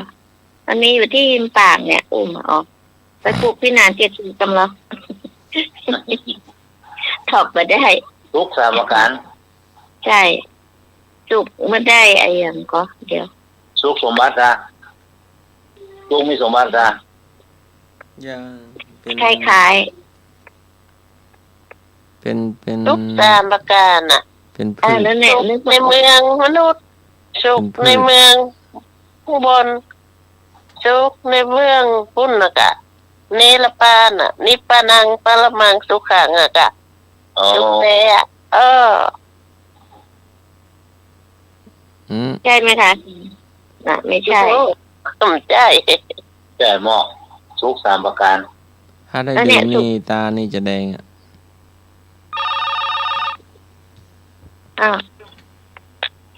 ไอ้ไม่ลืมว่ามาน มัสการครับ จ้า 3ประการคือได้กินกันเนาะได้กินอาหารอร่อยที่สุดอ่ะ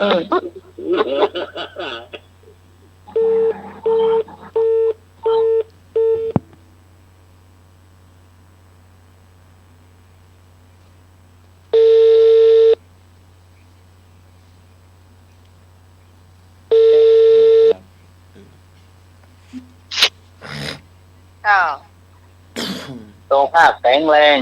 มีเงินมีบ้าน ไอ้น้องหมายตอบสิน้องหมายแต่ก็ถ้าจะบ่ลืมค่ะ ซุกคือสมัยซุกเนี่ยซุกกินข้าวอ่ะกะ ถึงได้กินข้าวก่อนอยู่อ่ะ ซุกเมื่อกินข้าวซุกเมื่อเข้านอนเนาะ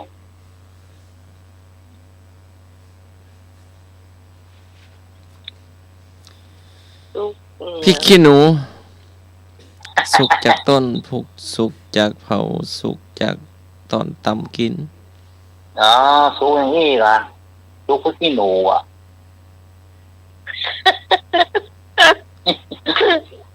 เออเอาไว้ตำพริกกะ อย่างบานบ่หอม งั้นว่าไหม อย่าง ว่าไหม เนาะ บานบ่หอม บ้านบ่หอม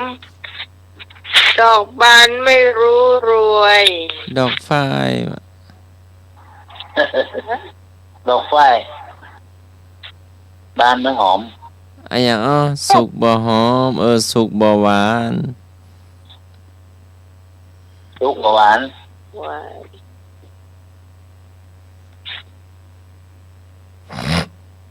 ไม่อย่างหาสุดหวาน ซุกมือหวานซุกพระจันทร์ บอกมัน ซุกบัวหวาน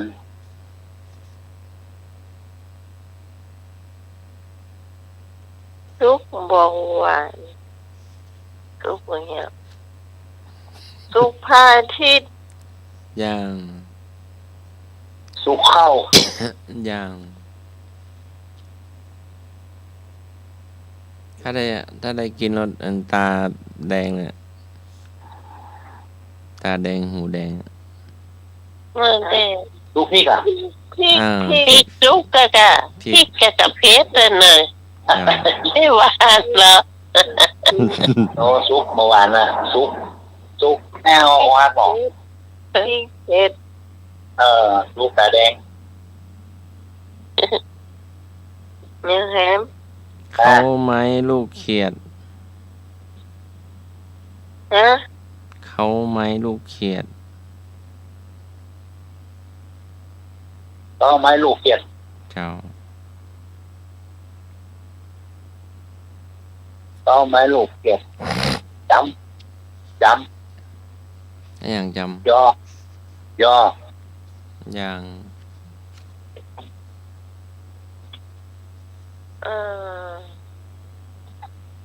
ตากบ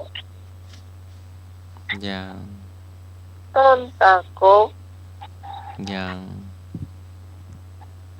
ดอกเขียดก็มีอ่ะ ลูกฮอต เก้าไม้ลูกเขียด เก้าไม้มันเป็นเก้าไม้ เจ้าเป็นไม้นะ มีอยู่ฮะลูกมันกำใจเก้าไม้ลูกเขียดก็คือลูกออดลูก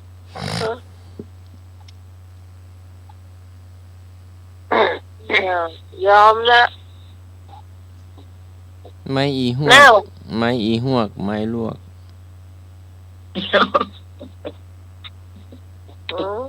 ไอ้เจ้ามันบอก มันเป็นยังไง ไม่ลวก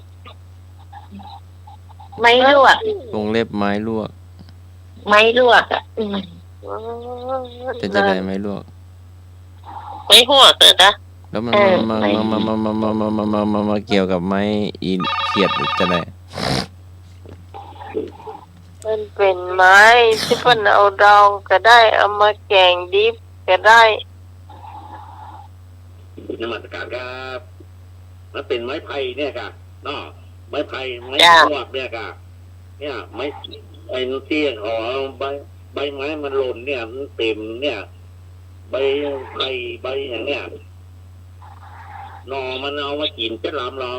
โอ้หมอธนาร้านนอกแกงนอ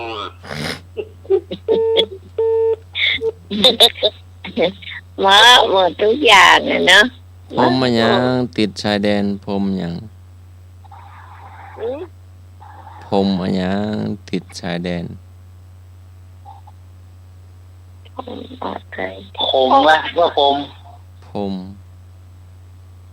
คมอะไรติดชายแดนนี่ล่ะ เจ้า อ่ะ ชายแดนจ้ะ เจ้า ผมติดชายแดน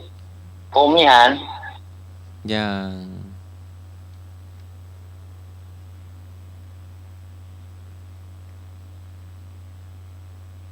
เพิ่มคำเดียวนั่นแหละผมมีละ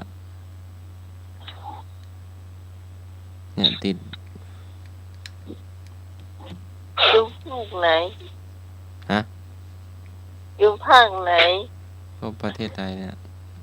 ติดพม่า โอ้ ติดเขมรติดลาว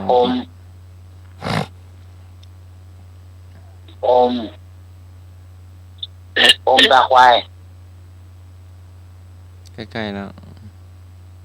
มันเป็นเขตอ่ะ อ๋อพรมแดน พรมแดน มันเป็นยังไงพรมแดน พรมแดนก็คือว่าอันนี้เขตของเราเขตของเขาเขีย แดนอ่ะ ครับ เหมือนมันเป็นคณาอันหนึ่งอันนี้ที่อันหนึ่งอันนี้ที่พี่กรณ์เนี่ย ห้ามลูกกันนะ อืม ห้ามลูกกัน ลูกมันได้ยุ่งมันนะ โคนตะกอนตัวนะโคนตะกอนเนี่ยโคนเท่าตะกอนนะถ้าคะแนนหนานี่ มันมีด่านพรมแดนเหรอด่านพรมแดนกั้นน่ะ โอ้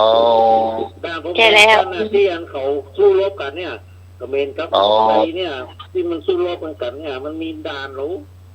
โอ้ เป็นด่านชายแดนเนี่ยด่านชายแดนน่ะพรม โอ้ กั้นพรมชายแดนเนี่ย โอ้ ครับมาตรการ คนตะกอนเนี่ยนะตัวก็ได้ลูกเขยอะไปพอคะแนนหรอกเนี่ย คณะมันสูงอ่ะ คะแนนหนาเจียวได้นะเนี่ยไปเอาไปลูกเขยอ่ะถ้าคะแนนน้อยแล้วเบาอ่ะมันขี้ค้าน มันขี้ค้านอ่ะใช่เลยการป้านคณะมันมีวิธีของมันง่ายๆนะไอ้เจียวได้นะคนอ่านคนเอาอันน่ะ ป้านคณะใจก็สมัยน้องยังช่วยได้อ่ะ ครับ เอาขบกเนี่ยก็ที่ดินขึ้นมาวางบนคณะก็มาวางบนคณะติ๊กๆอ่ะแล้วพ่อเพิ่นก็จะคอยลูกแผงว่ามันจะดีหรือว่าไม่ดีเนี่ยตบเนาะตบติ๊กไว้เนาะแล้วเมื่อคืนน้ำมันไหลไปทางอื่นเนี่ยถ้าได้เนี่ยเนี่ยถ้าน้ำมันก็จะสูงขึ้นใหญ่เลยนะต้องว้าวส่วนใหญ่เนี่ยนอกจากว่าใช้แต่ว่าจะขบกต้องใช้ไอ้เปลือกขอขอเนาะเจ้ามันจะเป็นเปลือกขอมันก็ขึ้นมาได้หนักกว่าเยอะเลยพอเป๊ะมันอยู่รอดดูนี่ทำถึงขนาดนี้นะหนักแกเนาะแต่นานนี่ตุกขนาดละตุกสมัยน้อยตุกกะตุกหมอนะแล้วคนยังเหมือนดูเจ้าหน้าพ่อไงเนาะกิโล5 บาทเอตะโอ้คนเหมือนดูเจ้าหน้านี่ฉันเอาเปรียบอ่ะครับข่าวว่า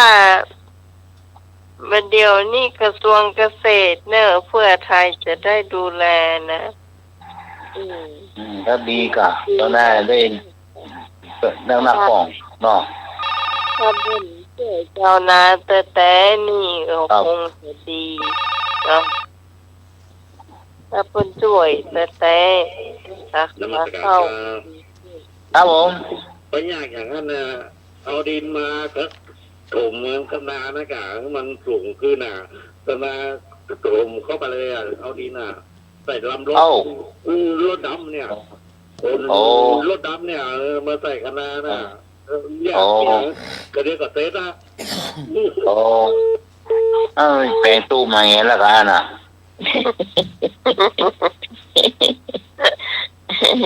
น้องเอาไปอยู่ด้วยกันว่าพวกหน้าบ่อยอ่ะ โอ้เจ้าบ่อยู่เหรอ ตาเราอยู่กลางโป่ง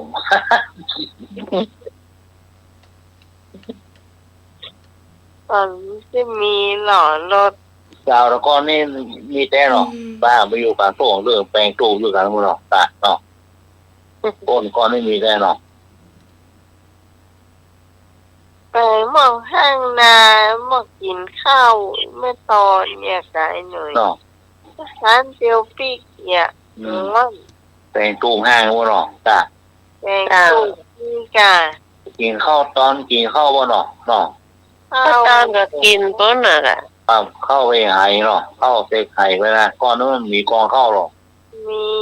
กระติกน้ำเหียข้าว เตะไข่นะอุ้มไห้ไว้หรอก็ เข้าน้ำพริกแดงละลำนะใช่ไหมก่อนนี่นะ ปอยยังสมองมาก ข้าวทอนน้ำพริกแดงอ่ะจำเลือดแล้วล่ะแล้วปลาเกมอย่างนะปลาทูเกมแล้วล่ะโอ้โห น้ำพริกตะแดงว่ะเมืองป้าว่าล ครับ ำที่เอ็มลำสักเตี้ย อ๋อปลาทูเกมมันต้องทอดนะปิ้งนะด่าเนาะปิ้งปืนเต๋านะต้องอันนี้จักมาเป่าโกที่เจ้าออกไปแล้ว ปลาทูเป็นตัวมันก็ ปลาทูเกมแล้วนะปลาทูเกมก้อนตัวใหญ่เลยปลาโตกินน้อยนะยาวโตโลอ่ะ มาจาก ครับผม น้ำพริกแดงต้องกินกับแคบหมูอ่ะน้อ แน่โลแต่แต่ ไอ้เลยกินกับแคบหมูอ่ะ แค่หมูตีนมัน3 ชั้นนะเนาะ ดีละมันต้องป่อมมากว่ะ ตอนนี้ได้ครับเดือนนี้ได้ละโยกของเก่าละ เดี๋ยวนี้เนาะอันกินฟ้าสะเทือนก็ไม่ได้หน่อยหนุ่ย ได้แล้วก็นั่งมองเธอนั้นนั่งมองอย่างเดียว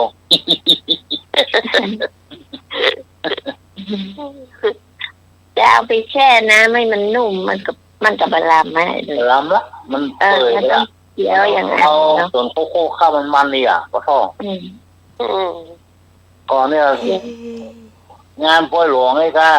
บะขามคั่วครับเม็ดน่ะเม็ดแป๊ะๆนะเม็ดมะมื่นอ่ะ เป็นยี่กับลำอ่ะเอ้ย เป็นยี เป็น ลำ ยี่นะกับลำอ่ะ หรือมากบะขามคั่วนะเขาเนี่ยเนี่ย25 ตังค์ก็มาใส่ถุงกระดาษด้วยหรอกระดาษ25 ตังค์ กินได้ตั้งหลายวัน ครับเขาใส่ถุงเกลียวนะใส่ถุงเกลียวมันนั่งพ่อยเกวะ ทำไมเสื้อปลาหมึกคุณ 3 ข้อยซองใส่ถุงกระดาษหรอก มันจะได้ขายกันลุงเลย ตายครับ แกะ ก้อน ขามเพื่อกระเจกันเอาไปคั่ว ครับ ก็ขาย โน่นขามคั่วว่าคั่วในงานนั่นนะพ่อ คั่วมะกอน่ะ พ่อบะขามคั่วมะมื่นเนี่ยมะมื่นแป๊บๆอ่ะ มื่นจะล ครับงั้นลำนะมื่นเนี่ยเอา ำแล้วผมไปยีไปขายเสร็จแล้วก็ไปช่วย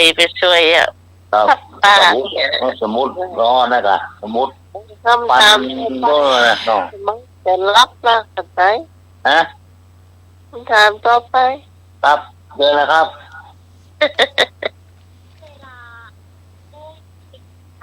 5:43 ต้นวนเท่าตีนจ้างไปก็มั่งมาก็มั่ง นั่น เติ้นเบิ้นเต้าเตียนจางไปก็ม้างมาก็ม้าง เติ้นวันนั่นบน ขี้จังกะ ฮะ ไปก็แมงมาก็แมงว่ะโอ้ ดีกว่าว่าขี้จางเอง อ้าวจะดีเหลือขี้วัวขี้ควายเนาะ อันนั้นไปคุยอะไรพี่น้องอย่างก็ที่หลอกวะ ที่เราอ่ะครับโอ้มันกิ้งนะแมงเนี่ยออกมากิ้งนะมันจะโลดนะ มันก็ซูซี่อยู่ในขี้ควายอันนี้มันเป็นของใจกะ ให้เดี๋ยวคืนมาละ มาตรการครับ เจ้า คำว่าขี้มันถึงบดีสักอย่างนะเนาะ เนาะ มันบดีสักอย่างนะฉะนั้นมันต้องเอาขี้อะเนาะเพราะอย่างอื่นดีกว่า โอ้แล้ววงที่เล่าว่าขี้อะไรขี้เพี้ยอย่าง เดี๋ยวมันจะลามตามไปแล้วหมูขี้เหล้ามันก็แล้วแม่ยักการอย่างก็มันกะบัดแล้วอะถ้ามันได้หมูขี้เหล้าอะมันก็เก็บเต็นท์เก็บโต๊ะเก็บสปาเนาะแน่นอนค่ะนั่นแหละค่ะ ขี้เหล้าร้อนๆอะไรอย่างก็ว่าขี้เหล้าบดีเนาะ เอาลำวงมาตัวใจเขางานนี่เนี่ยเราอายุก็นักละก็ไม่รอนะกินแต่กินว่ากินแล้วมันลำกันทุกเจ้าอยู่ว่าดีวะอยู่ดีว่าดีกินเราพวกนั้นกินเราว่าลำนี่ก็คงแห้วกันอันนี้ตุ้งทองละตุ้งทองอยู่ดีว่าดีโดนที่เราด่ามันก็มาเลยอันเลยเติมเมื่อไหร่อ่ะเริ่มตื่นจ้าขายข้าวคั่วว่าไปก็แมงมาก็แมงว่าอย่างเงี้ยไปกุมบาทกันจะเลยคำถามอาจารย์ถามเมื่อกี้ฉันถามมา ขายข้าวคั่วว่าพระน้อยถามเนาะครับฝาหม้อใส่น้ำดื่มฝาหม้อฝาหม้อครับฝากระติกน้ำเปิดกี่ข้าวเปิดกี่น้ำหรอ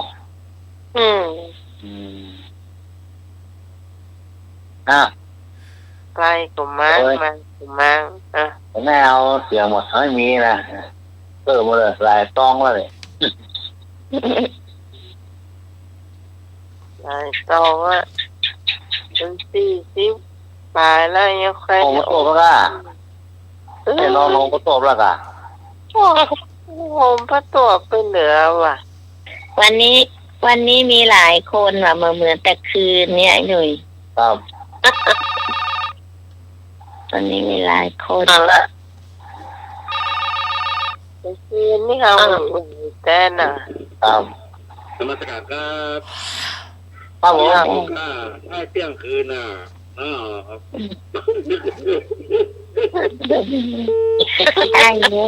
ไอ้มันก็อยู่ยันเที่ยงคืนแต่ละแต่นี่ก็เที่ยงคืนเที่ยงคืนเหรอแฟนมาเทพเราเอาเปลี่ยนนี่ดีกว่าเท่ดีนะ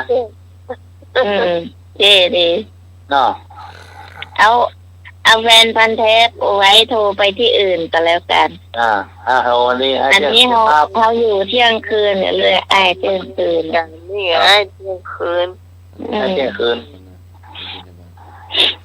คนก่อนนะเที่ยงคืนอะไรอย่างดีนี่ถามเลย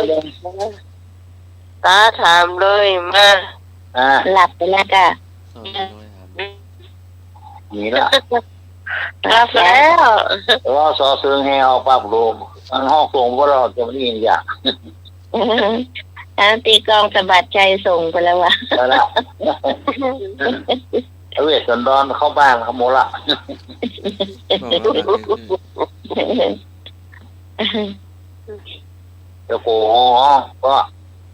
เวทสันดรเข้าบ้านเข้าเมืองละ มาถามมา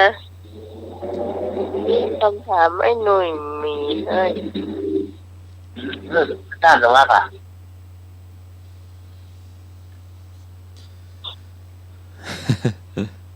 โอ้ หาปกติ จิกปิกเท่าบ่แกว้งกินสุดแรงบ่เสี่ยง เนี่ย ยังก็ จิกปิกเฮาหมอแขวงกินสุดแรงบ่เสี่ยง นะปีกเจ้าแข้งอ่ะกินตัวแรงกับเชี่ยงอ่ะ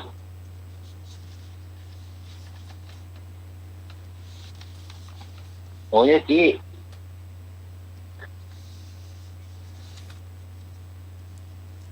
ยัง ดีโด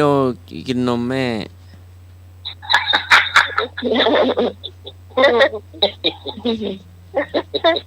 เดี๋ยวดิเดี๋ยวดีโดตกใจตื่นมา อะไรนะอาจารย์ ได้ไหมเอาตอบหัวใจครับ หัวใจครับ เจ๋อละ น่ามาใจวะ อาจารย์ถามไปเลยเนาะเสี่ยงกับบุญญาบุเสี่ยงกินตะวันน้ำนมก็แห้ง รู้ปากกระตือนบอกกันน่ะ ถ้าจะใช่อยู่น้องใหม่ ปากกระตือนว่าอันน่ะจะได้ดี น้ำนมแห้งนะแต่อันนมยังอยู่ไงมันกินแต่น้ำนมไงนมมันแห้งแต่อันนมเขายังอยู่ อย่างหูอยู่ปาก หรืออยู่ป่ะ มาตรการครับ เจ้า น้ำนมน้ำนมของแม่มดก็ยันกินน้ำลงโจงน่าจะได้เหรอนมเป็ดกระป๋องเนี่ยน่าเหรอ ได้นมกล่ำ ไว้มันรับอ่ะ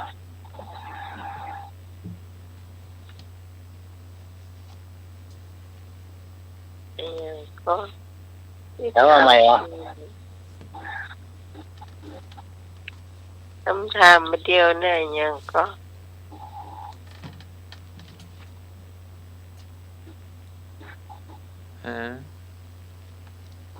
คำถามที่อาจารย์สมัครถามเมื่อกี้เนี่ยค่ะ ลืมแล้วหาว่าจะได้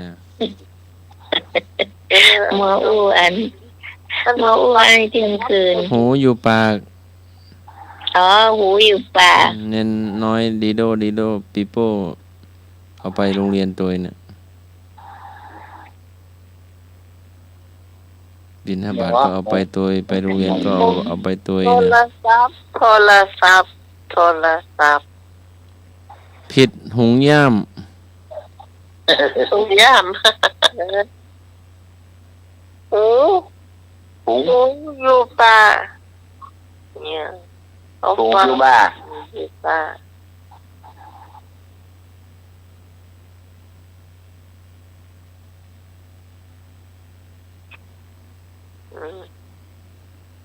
เนี่ย สูงอะไรไม่ยอมไม่เก็บ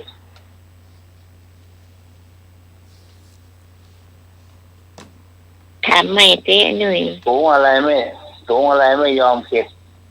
ถุงอะไรไม่ยอมเก็บตัวอย่างมูจักหลับ ถุงเซลใช่ใช่เหรอ ตัวอย่างมูจักหลับถุงอะไรไม่รู้จักหลับ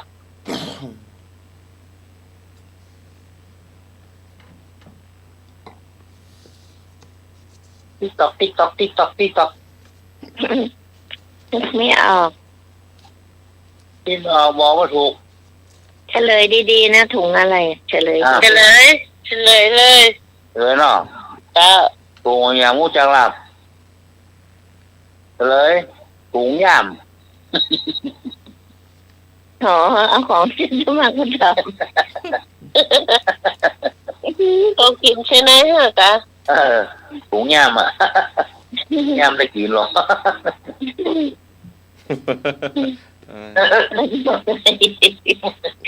นั่นเราใช่หรอ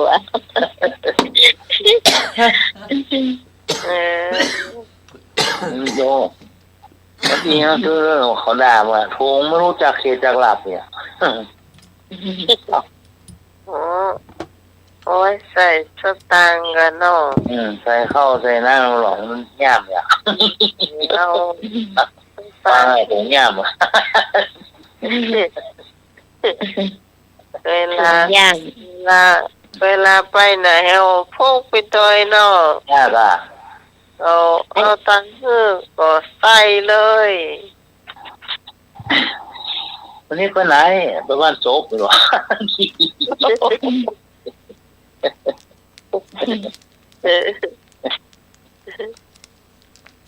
อย่ามถุงย่ามไปแล้วเหรอเนี่ยหรอก็เราตามล่าบ้านตามล่าน้องนางบ้านนาตาละเนี่ยคืนมาตรการครับแต่ตอนเปิดเอาใส่หนังสือไปโรงเรียนก็มีแล้วได้ละไปโรงเรียนน่ะถุงย่ามเนี่ยครับผมฮัลโหลครับพูดเลยครับเมื่อเราไปโรงเรียนน่ะเอาไปใส่ไปโรงเรียนน่ะแต่ก่อนผมไม่เหรอถุงย่ามใช่แดงนะเนาะถุงแดงถุงเขียวนั่นแหละใส่น้ำใส่อะไรก็ได้กับเข้าอันนั้นเนาะจ้ะใช่ตอนเจ้าพอดีนะพวกเขาเข้าไปโตตลาดมันลักติเกี้ยวละเจ้าป่ะที่บ้านไหนบ้านมันคำถามสุดท้ายมา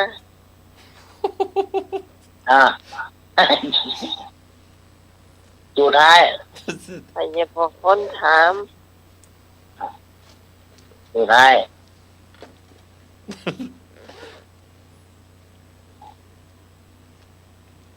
มีคนมาไอ้หนุ่ยครับปลาอะไรไม่ยอมกินอาหารปลายังไม่ยอมกินอาหารอันนี้ตอบได้เลยมันมาลำแล้วให้หนุ่ยตอบน้องใหม่ป้าอย่างปลามาลำมาใช่โอ้มาเข้าคู่ปีบ้านเลยบอกเว้ยเดี๋ยวกินอาหารนะมันนี่ไอ้ไม่ปลาตายมาใช่มากัดต้องมาใช่ปลาเนี่ยมันดีๆลงหมึกเข้ามีน้ำปลาตั้งโกลุงเลยจ้ะเหมือนไรปลาตะโกมาใช่ป่ะใช่ปลาเมื่อกี้เข้ามีน้ำเป็นที่ไหนมันคืออาหารจะความเปลือกมาถูกปลาตายมาใจปลาไฟปลาระเบิดปลาไส้ตันถูกต้มตาเหลือกตาเอิญขอบคุณตามนี่ตาเหลือกตาฟื้นรายการจนจบรายการในเจ้าขอบคุณพระอาจารย์พระครูสมุวิศวรวรกิจโจที่เมตตาเวลาให้กับรายการของเราในเจ้าขอบคุณพระอาจารย์พระครูใบดิกาสมัครญาณสีโลเจ้าขอบคุณน้อยสีโจในเจ้าขอบคุณพี่หนานเจสีขอบคุณสามเณรอรักในเจ้าขอบคุณพี่พรขอบเจ้าขอบคุณลุงหนุ่ยเจ้าบอกว่าคำนี้ขอเบาเลยเอาปิ๊กไปเหี้ย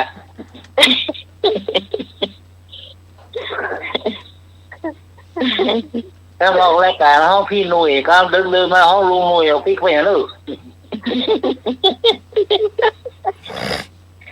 ไอ้หนุ่ยก็ยังบอกว่าเรียกพี่ได้ไหมล่ะ จ่ายแม่คน10,000แท้ เอาว่าเปิดรายการสวัสดีพี่หนุ่ยเด้อเข้าตาลายห้องลุงหนุ่ยโอ้ปะได้ละ เดี๋ยวเรียกพี่ก็ตายมา10,000แท้เนี่ย เดี๋ยวผมเดี๋ยวไปประมาณ ก็ เอา ข ละ อบคุณมากๆที่มาช่วยในรายการของเรานะเจ้า เรียก สำหรับพระเจ้าพี่สมัยตุเลียวดอนเจ้า เดี๋ยวรอ บุญรักษาเทวดาคุ้มครองรัตนตรัยปกป้องคุณผู้ฟังที่ฟังรายการเพื่ออยู่ดีมีสุขเหมือนกันทุกคนสวัสดีเจ้า ครับผม สวัสดีเจ้า สวัสดีค่ะ ดีนะเจ้า ครับ ปุเพทานาทิกังทัตตวาอิทานังลภัตติสุขังมูเลวะสันจิตตังโหติอัคเคจะภะราทะยะกังให้ทานเป็นต้นก่อนจึงได้สุขในบัดนี้เหมือนรดน้ำที่โคนให้ผลที่ปลายศรัทธาสารถชาลินี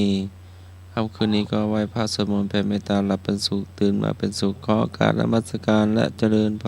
ร ครับ